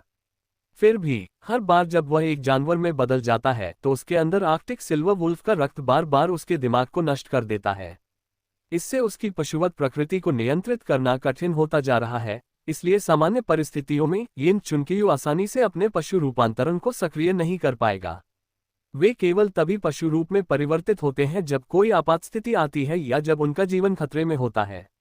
अभी अभी येन चुनकियू पर वांग हाओ की ड्रैगन पूंछ ने हमला किया था और जैसे ही वह गंभीर रूप से घायल हुआ, उसके शरीर ने स्वचालित रूप से उसके पशु रूपांतरण को सक्रिय कर दिया। ये जंगली जानवरों की जीवित रहने की पहली प्रवृत्ति से उपजा है। ये पूरी तरह से नियंत्रण से बाहर है। इस समय येन चुनकियू, जो आर्कटिक के चांदी के भेड़िए में बदल चुका था, मोटी चांदी सफेद फर से ढका हुआ था और उसकी ऊंचाई 10 फीट से भी ज्यादा हो गई थी।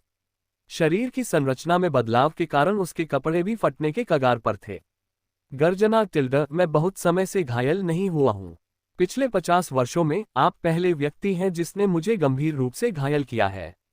इस समय हालांकि पशु रूपांतरण ने शारीरिक सुरक्षा को एक भयानक स्तर तक बढ़ा दिया था, फिर भी चांदी के भेड़िए की छाती पर एक लंबा गड्ढा स्पष्ट रूप से देखा जा सकता था, जिसमें से चमकदार लाल रक्त के निशान बह रहे थे और जमीन पर टपक रहे थे। गिरे हुए खून में भयानक ठंडक थी और जैसे ही वह जमीन पर गिरा, वह तुरंत कीचड़ और रेत के साथ बर्फ में जम गया। लेकिन आश्चर्य की बात यह है कि ठंडी हवा का एक भी अंश हवा में नहीं फैला, न ही ठंडी हवा के ऊपर उठने का कोई संकेत मिला। येन चुनकियू की छाती पर लगी बड़ी चोट चौंकाने वाली थी। कम से कम 7 या 8 पसलियां टूटी हुई थीं, जिससे पता चलता है कि उसे बहुत गंभीर चोट लगी थी। उस ड्रैगन की पूंछ के चाबुक में कम से कम 5 ड्रैगनों की शक्ति थी। एक औसत 8वें स्तर का विशेषज्ञ तो तुरंत ही उड़ गया होता। यदि येन चुनकियू को मानव शरीर में इतनी भयानक क्षति हुई होती तो उसकी पुरानी हड्डियां शायद बहुत पहले ही धूल में बदल गई होती या शायद सड़े हुए मांस का ढेर बन गई होती।